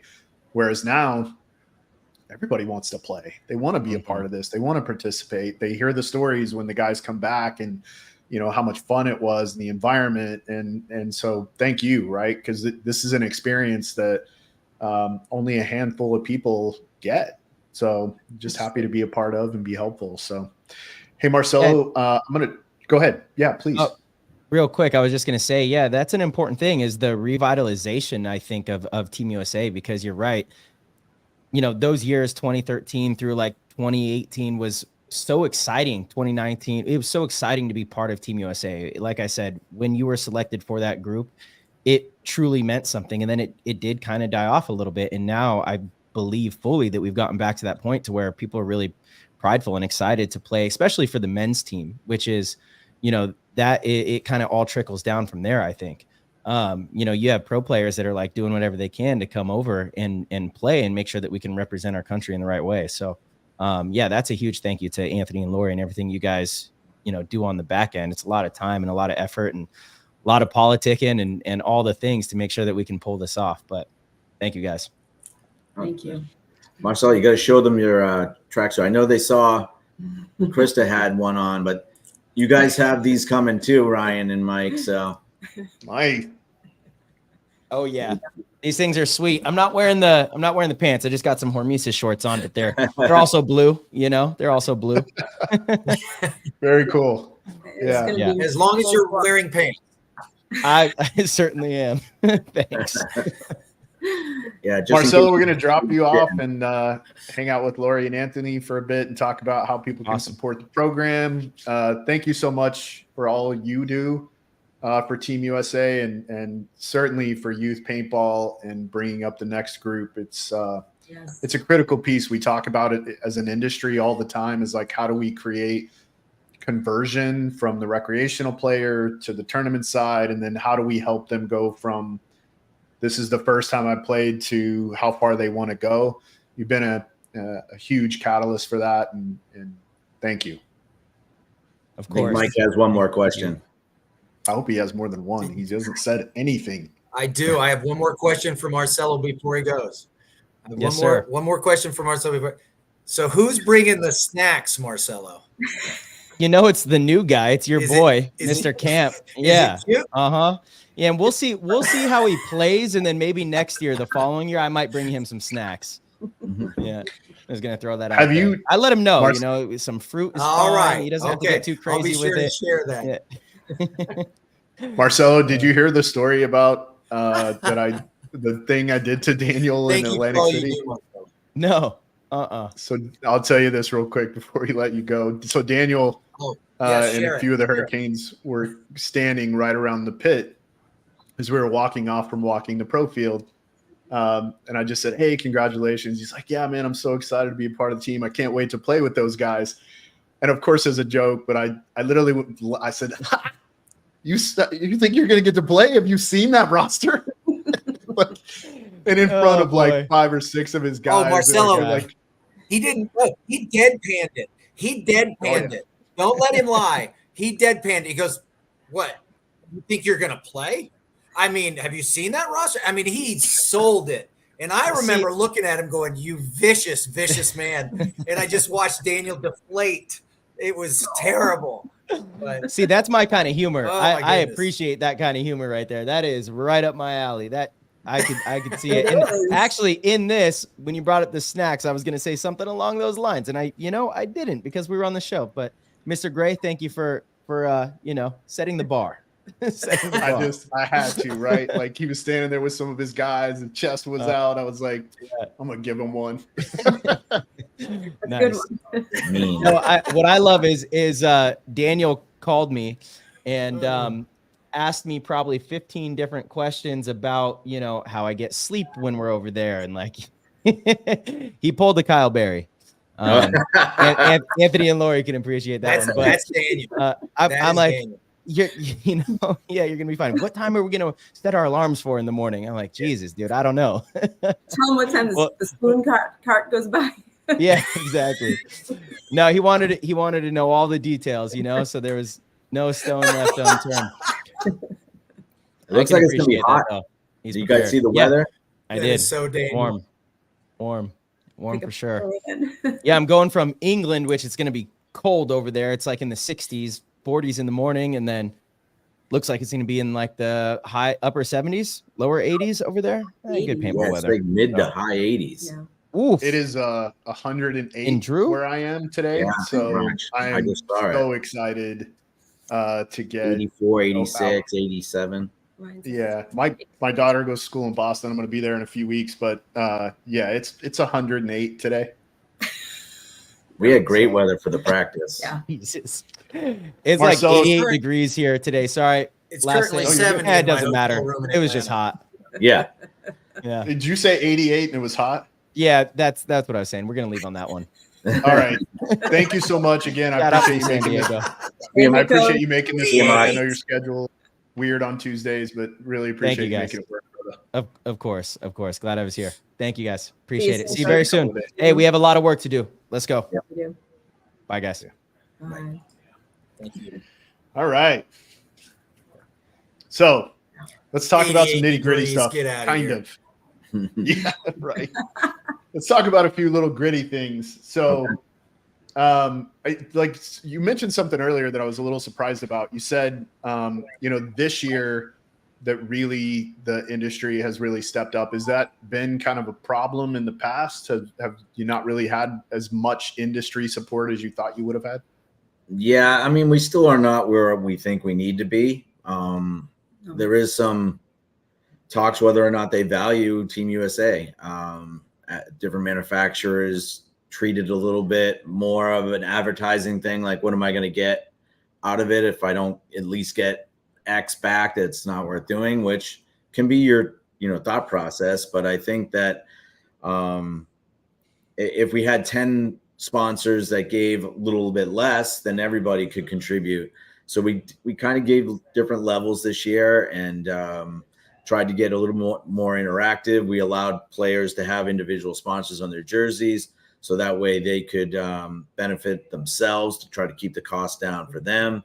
So we are trying to do more and more every year to kind of curtail the expense. Eventually, I'd like to have a stipend for the players where they can actually get some money back towards their expenses.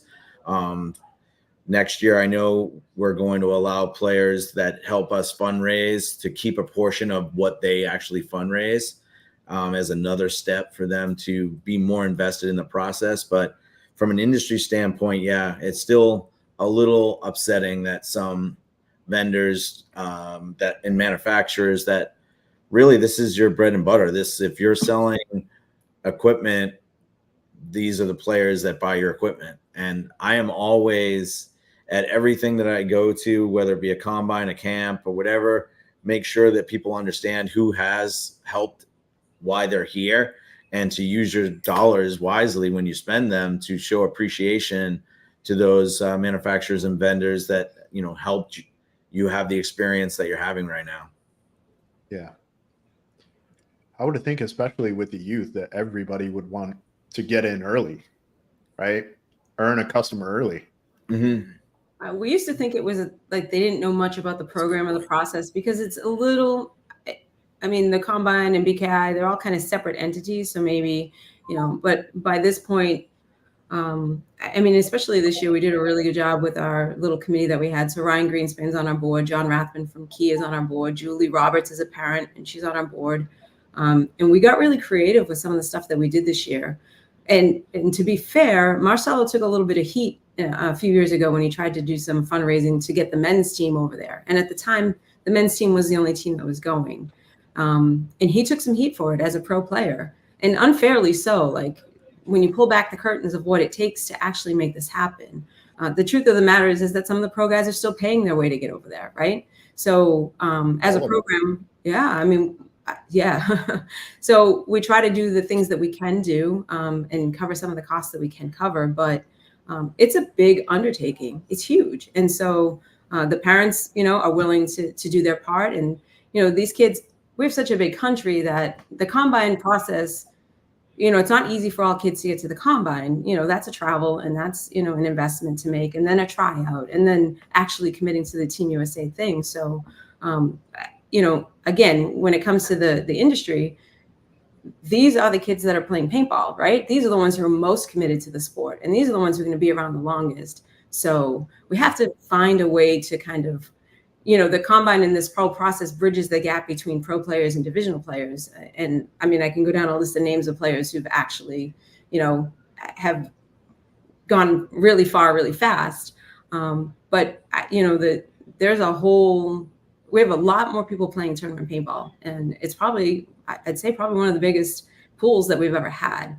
And to see, the lack of enthusiasm maybe is a good way to put it for what Team USA is trying to do in the program. We're going to keep plugging away and we're going to keep charging. We do appreciate, GI has been one of those, they've been behind us since jump.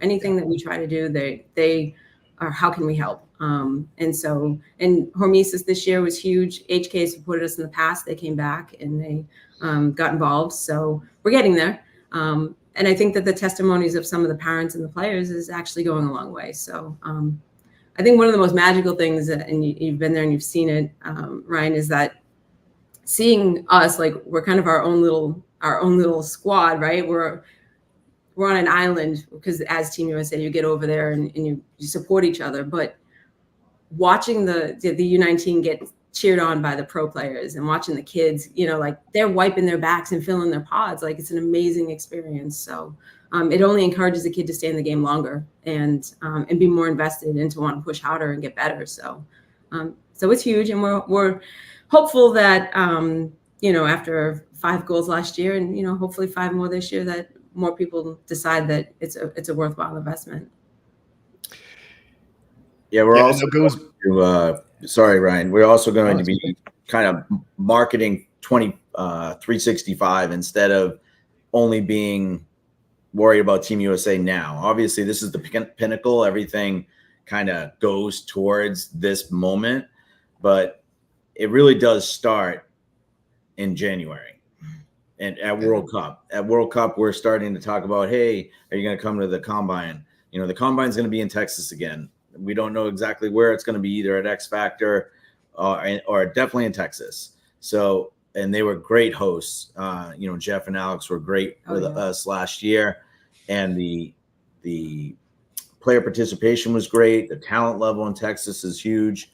And like I said, we've been in the West Coast for 3 years in a row, where we went in Arizona, then Northern Cal, then LA. And then we went to Texas last year. And before that, we were in Florida. So we're trying to move it around and be in different parts. And part of the committee, the steering committee that we have, is trying to make sure that we are touching all parts of the country to try and make it affordable for people to be noticed.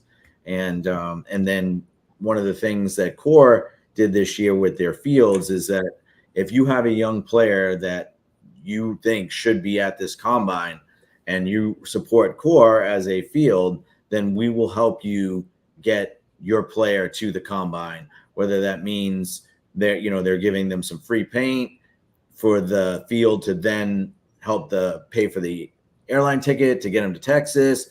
But there's different ways that they can do that. And they did do that for a handful of players this year, and it really helped out.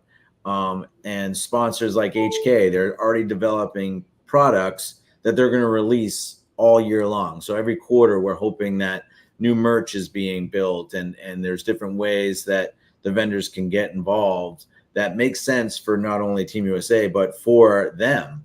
Long-term relationships have to be two-way streets. We understand that. And so we want to support the players. I'm sorry, the vendors that support the program, but also in a way that makes it a long-term investment, and not just, we don't want just you give us a donation and we don't do anything back, or the players themselves are not doing what they should be doing and sharing and promoting the entities that are helping them get there. So sure. Yeah. Sorry. And that was, you actually answered the question I was going to ask. I was literally going to say, I think maybe some of the industry impact stuff may be because it seems like we don't start really talking about Team USA until May. Right. And then we kind of, the conversations start getting a little more hot and heavy. And it seems like it kind of falls off people's radar from, as soon as we get out of Chicago until May, and then we kind of start talking about it again. So yeah, I think that'll be huge. I'm also, I don't know if you heard me say it earlier, I got some lapel mics and a camera that I'm going to kind of run around with a little bit and mic up some coaches and some players and get some interactions. I think it'll help with that kind of stuff. Some marketing things that can be done in the off season. And also we want sound bites, from coaches and player interactions for the show. So, but I'll put all that in the BKI folder and you guys will have access to it. So. Awesome. Yeah, I'm excited about that. When I heard you say it, I was like, yes. I have practice. I try to get sound bites from Mosh up in the bird's nest, and I'm like, that's the content we need. Is the coaches, talking about what they're talking about to the players? Because I think a lot of people would be really, maybe not surprised, but when you hear the conversations that they're having with these players, right? And you look at the age of these players, Evan Middleton is just, and Colton, since I don't know if you remember this, but Colton was one of the players on the 2v2 out on World Cup. He was 9 years old. This was going back years ago. And then he showed up at the first combine and we were like, yes, he's here. And so he's, it's one of those things where these kids are so smart and they know so much at such a young age. And the only thing, and some of them now have that experience, that the thing that years can only give you, right? But it's condensed for them and they get it so quickly in these programs and coming to the camps and doing these things that their IQ is just completely off the charts. So I'm intrigued to hear the conversations that will be coming off of those mics between the coaches and the players throughout this event, because I think that is will go a long way in showing, just what's out there. There's a lot of talent out there. And they're so blessed. There's so much information now, Yeah. They just have access to so much and they can consume so much. And they're used to watching things like my daughter used to drive me nuts. I'd stand behind her sometimes and she's looking at Instagram and I'm like, she's doing this. And I'm like, how are you seeing? What are you looking at? I didn't even see where you stopped, and she's just capturing all of this stuff so quickly. These kids operate, their brains operate so quickly. So, think, kind of going back to the support thing. So industry sponsors obviously are helpful. And then what are the other ways people can help? Well, every year we do a fundraiser. We're probably going to do 2 this year. Also, we're going to do a better job of going for outside industry sponsors this year too, is on the list. So we are a registered 501(c), so everything is tax deductible. It's a nonprofit, and a lot of companies are looking for that to be able to write some money off their books if they want to give and support a cause. Some have players that they themselves play and they want to donate as their company or corporation. Then you have, maybe their kids play. But there's going to be different opportunities all throughout the year. And that's kind of where we're at right now, is that we know that this can't be something that we can turn on and turn off and expect funds or whatever finances to be flush. And then 2, it's more about just making sure we stay in people's minds for them to follow us. We want these players. We never want people to not know how they can get involved. I think that's the big thing, is that even in 2019, 2021, they didn't hear about the combine. They didn't know how they could get involved. And we want to be, again, very transparent on, we want to go over there and win. So we're not taking people as favorites. We want the best players.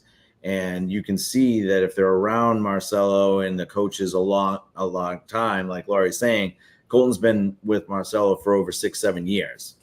Evan's been with Marcello 3 or 4 years, and Kyle now too, and PK, and they are at a high IQ level because they take information and they actually process it. So it's not just all their coaching, it's how they apply this information that's being given to them. But back to Mike saying that, these are possibilities. They took those possibilities and they're making realities out of them. And the more people that we can expose to this type of coaching is going to make us a better paintball community. And obviously it's going to make the program that much more competitive. And there are going to be little lapses every time we're like, oh, it's going to hurt to lose Brandon Trujillo. It's going to hurt to lose Trent Nitta and Ben Slofer. And then you hope that someone's going to come up and step into those shoes. And while Colton was a big part of the U19 team last year, and he's going to be that much better this year, and Tommy's going to be that much better this year, you're hoping that now you've got a John Al Lorenzo that was a stud on the U16 team that is now vying to be a starter for U19. And you're always wondering who's going to fill those shoes. And that's kind of cool in a way that you're just saying, okay, who's going to step up next? And that's the exciting thing for us within the program.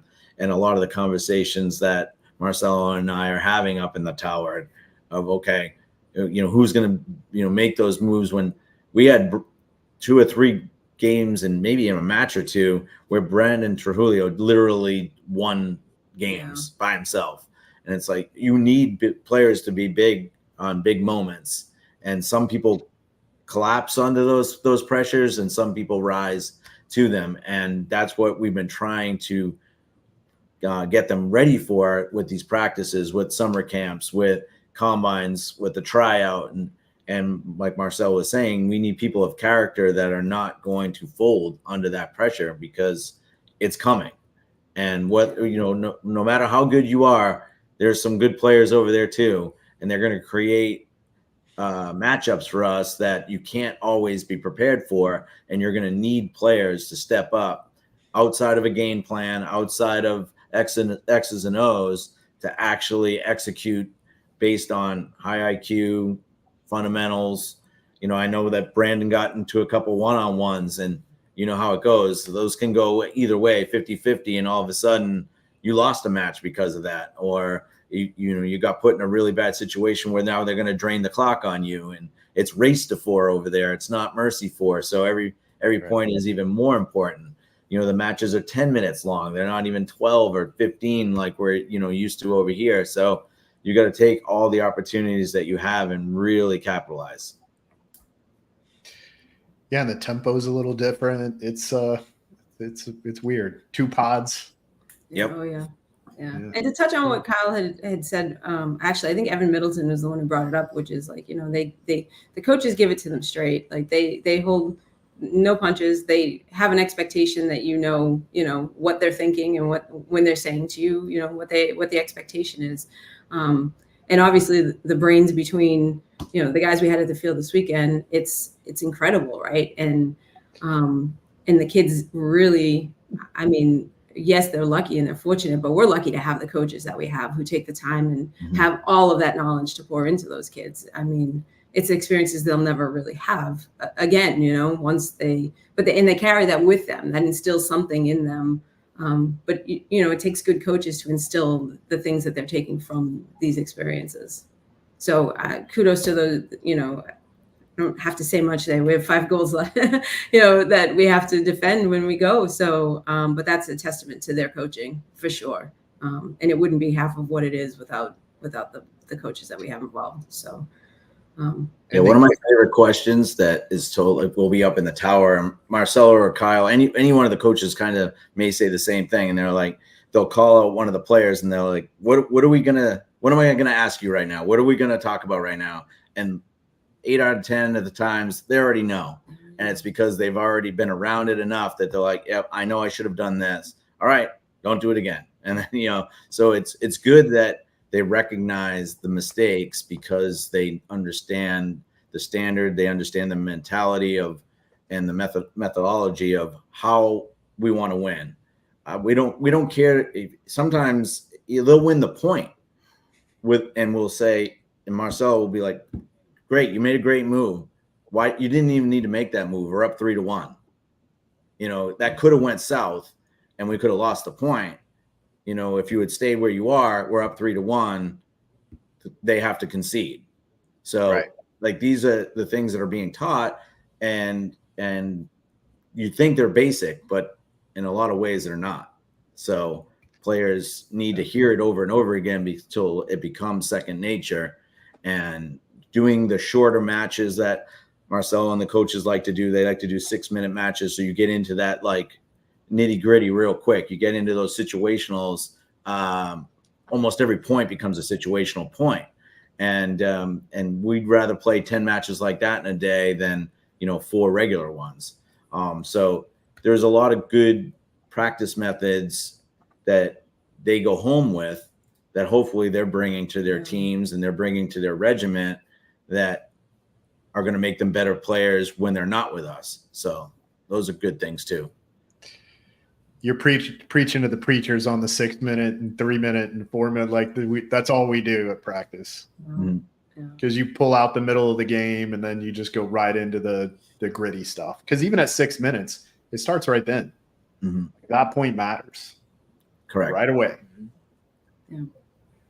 I think the thing that I would add to like how people can help support the program, obviously we hope that more of the industry gets involved and that goes a long way. But I think that fields actually encouraging players or, setting up the training or the drills that we do at the combine and helping them train. Like it doesn't have to be a pro player at the field. It can just be somebody who takes a minute to hang out with. I mean, we see this in the women's division too. It's like when they have coaching and they have attention and someone is dedicated to helping them, whether it be a team or a player, it changes everything. It makes a big difference and everybody can make a big difference. So, we have a lot of fields that are supportive. We've had great hosts for the combine. They buy into the thing. So I think that local fields actually, realizing what the program is, contact us, learn more about it, set up the combine drills. You can have training nights and you build a community that way too, and then you build up a process and then you send your best player to the combine, make them work together as a team to get better. Like there's lots of things that create an even closer community. And not every kid is going to make Team USA. It's a really hard process. We had 52 kids who qualified for the program last year show up in Texas. I mean, it was the biggest number by far of players that qualified. But within that, everybody understand that they were there to help each other, right? Because everybody had gone through the training to get there and, showed up to actually put themselves on the line for that chance. So that builds a bigger community across all of paintball. And so when the fields are involved and they feel like it's worthwhile to set up the drills and help these kids train, that goes a long way too. And not just for us in the program, but for their fields and the players in their communities. So that's another way that we can really, it goes a long way when everybody's on the same page and has the same goal.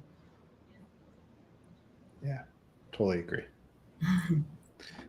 Mike, you got anything? Cooperation is the thorough conviction that nobody can. Yeah, I was just gonna, I've been listening to this and the insight that Lori and Anthony are providing, and when you think about, and I'm not normally speechless, this, and I certainly don't stutter and struggle for words. That's why I usually quote people because they're smarter people than me. But to me, it's for the Team USA from U16 to U19 to the women's to the pros and the vets. There was a quote that I was thinking of this whole time I was listening to Lori and Anthony talk, and it goes something along the lines of quality, that nobody can get anywhere unless everybody gets there.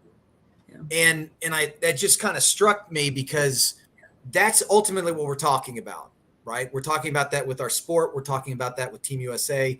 We're talking about that with the growth of paintball and, with the combine, all these different things. And I find it interesting. You said 52 people qualified at this last combine. That to me is a sign.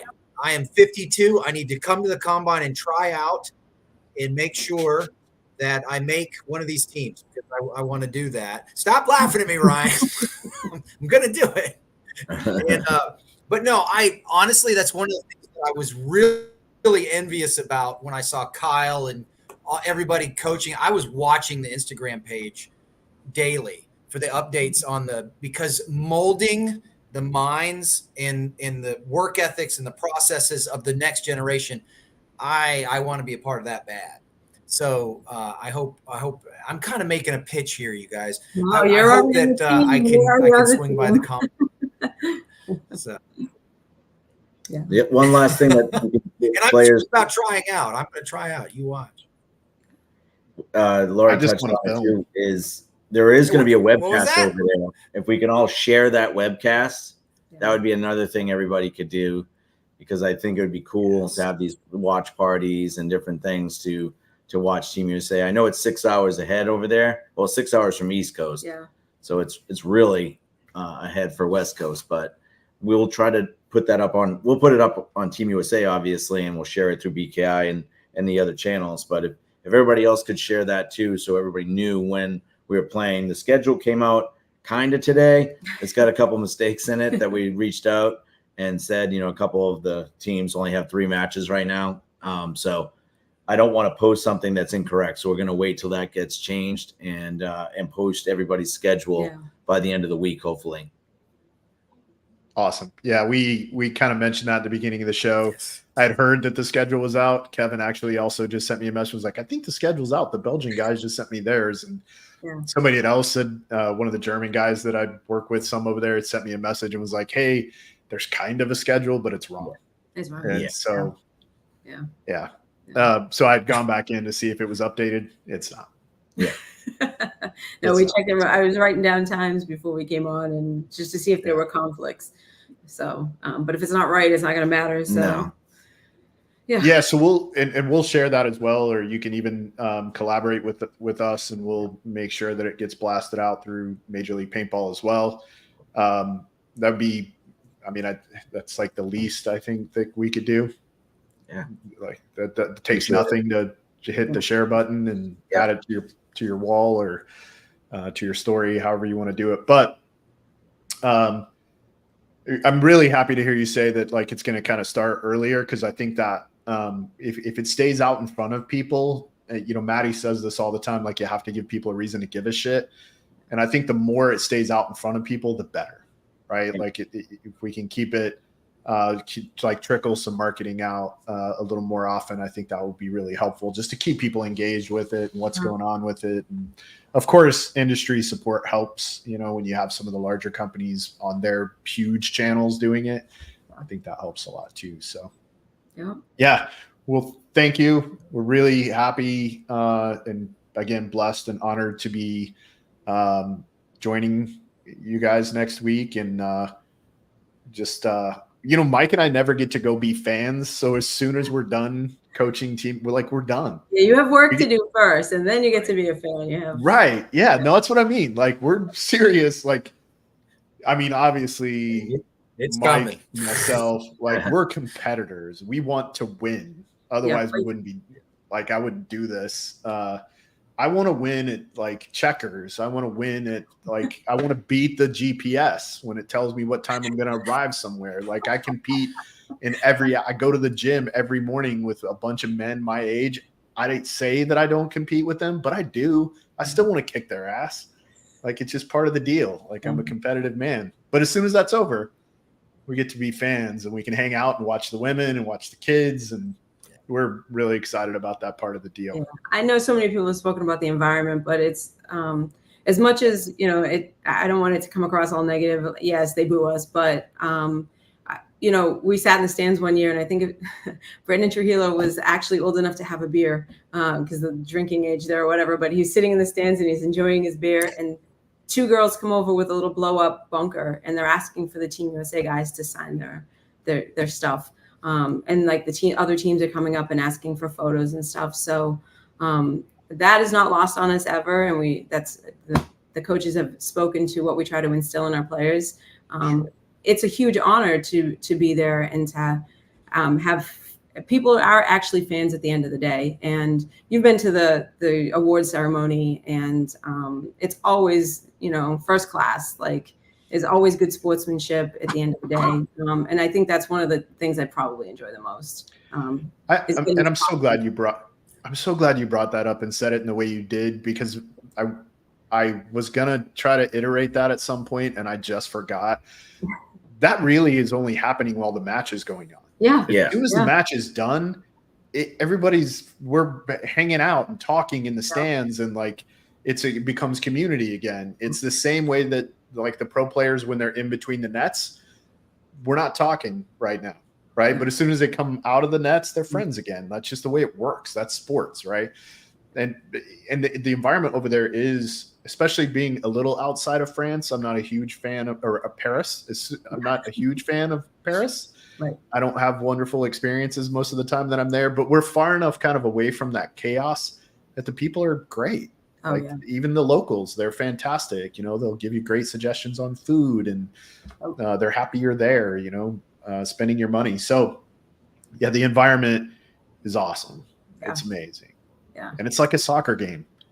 Yeah. It's like a soccer game. They have some good chants. Yeah, the chants is Yes. like, and they sing their national Yes. anthem. They do. I mean, it's pretty good.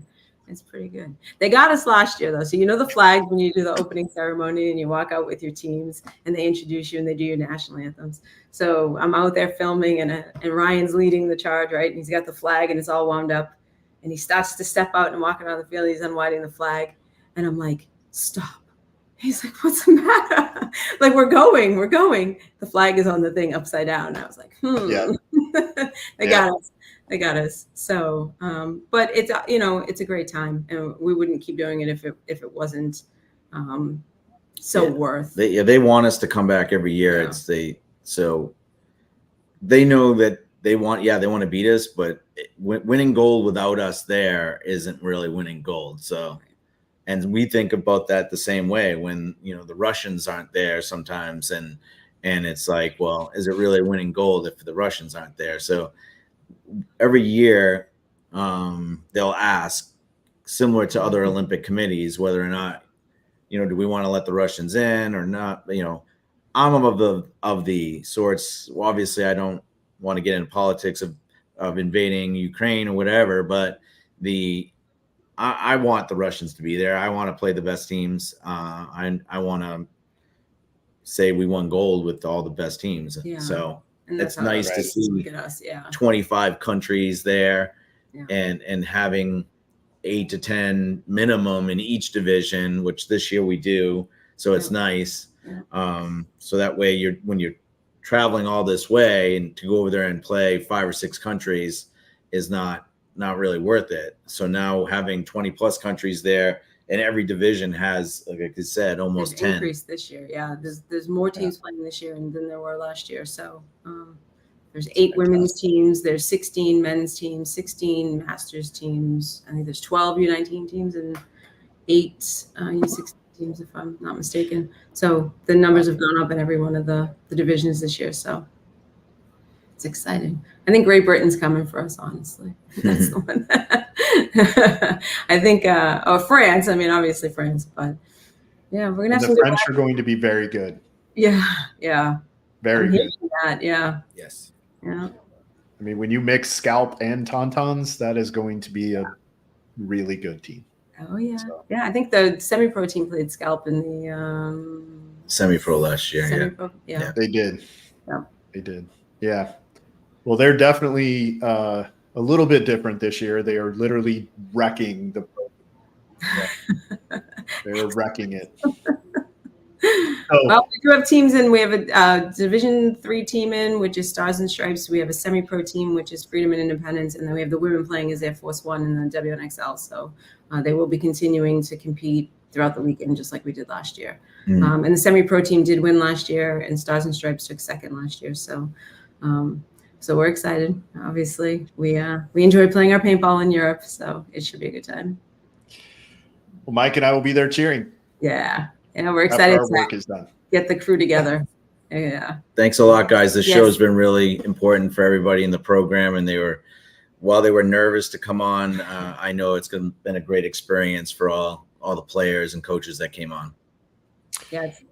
And they all killed it. If they were nervous, you couldn't tell. They all did great. Good. They did great. Great representation of the culture that, you know, everybody's been talking about. Yeah. So. Yeah. We're so excited to see you guys next week, and hopefully come home with a few more cups. Yep. 5. A few more cups. Yes. It's always fun to stick in the overhead compartments. Yeah. We want you to have to build new shelves. That's right. Right? We're at every that year. Yeah, we can We're bring okay with back. that. Yeah. Bring back 6 every year. $500 well spent when I have to buy another trophy case. Totally. Yeah. All All right, guys. Thank you so much. Have a good night. We'll let you get to bed. Thank you. We'll see you Mike. soon. See you, Ryan. Safe travels. Thank you. Take care. Be safe. Oh my goodness. What a fun show. So I'm sorry I've been quiet most of the show. I'm just taking it in and listening. And I'm wow. I hope everyone enjoyed this show as much as I did, getting to meet some of the people and talking to them and seeing the culture that's being built with Team USA. And I'm just really excited. I'm going to the Combine next year. I'm going to be a player, not a coach. I'm going to try out. I'm going to do it. Doing it. And then, matter of fact, there's a couple of players out of LA Extreme that I want to send that way. If you do go as a player, I just want to come film. I just want to film. Come on. We'll do a documentary for the coaches. Yeah. We'll be like, this is what it looks like when you're just slightly out of your prime and you try to keep up with these youngsters. And then, but really what I want to film is not necessarily you doing the drills as much as the evening after you've done the drills. Yes. After you've slammed your body on the ground. Time. Exactly. All right. Well, thank you everybody for watching this episode of the Coaches Show. Thank you to all of our guests for joining us. Major League Paintball for all of your support of the show. Darren Cessna, Alex Sorensen, Kevin Fillers, and Tom Cole. If you want to elevate your game, possibly play for Team USA, get the best knowledge in paintball at bkipaintball.com. Check out the combines and summer camp. The show has been brought to you by Max Sportswear. We need to get maxed. We're going to be off next week because we'll be in France. However, we're going to be doing some lives here and there throughout our trip. So make sure to follow us on our social media channels, Facebook at The Coaches Show, on Facebook, The Coaches Show, and on Instagram at thecoachesshow.live. I'm Ryan Gray with Mike Bianca. As always, be responsible.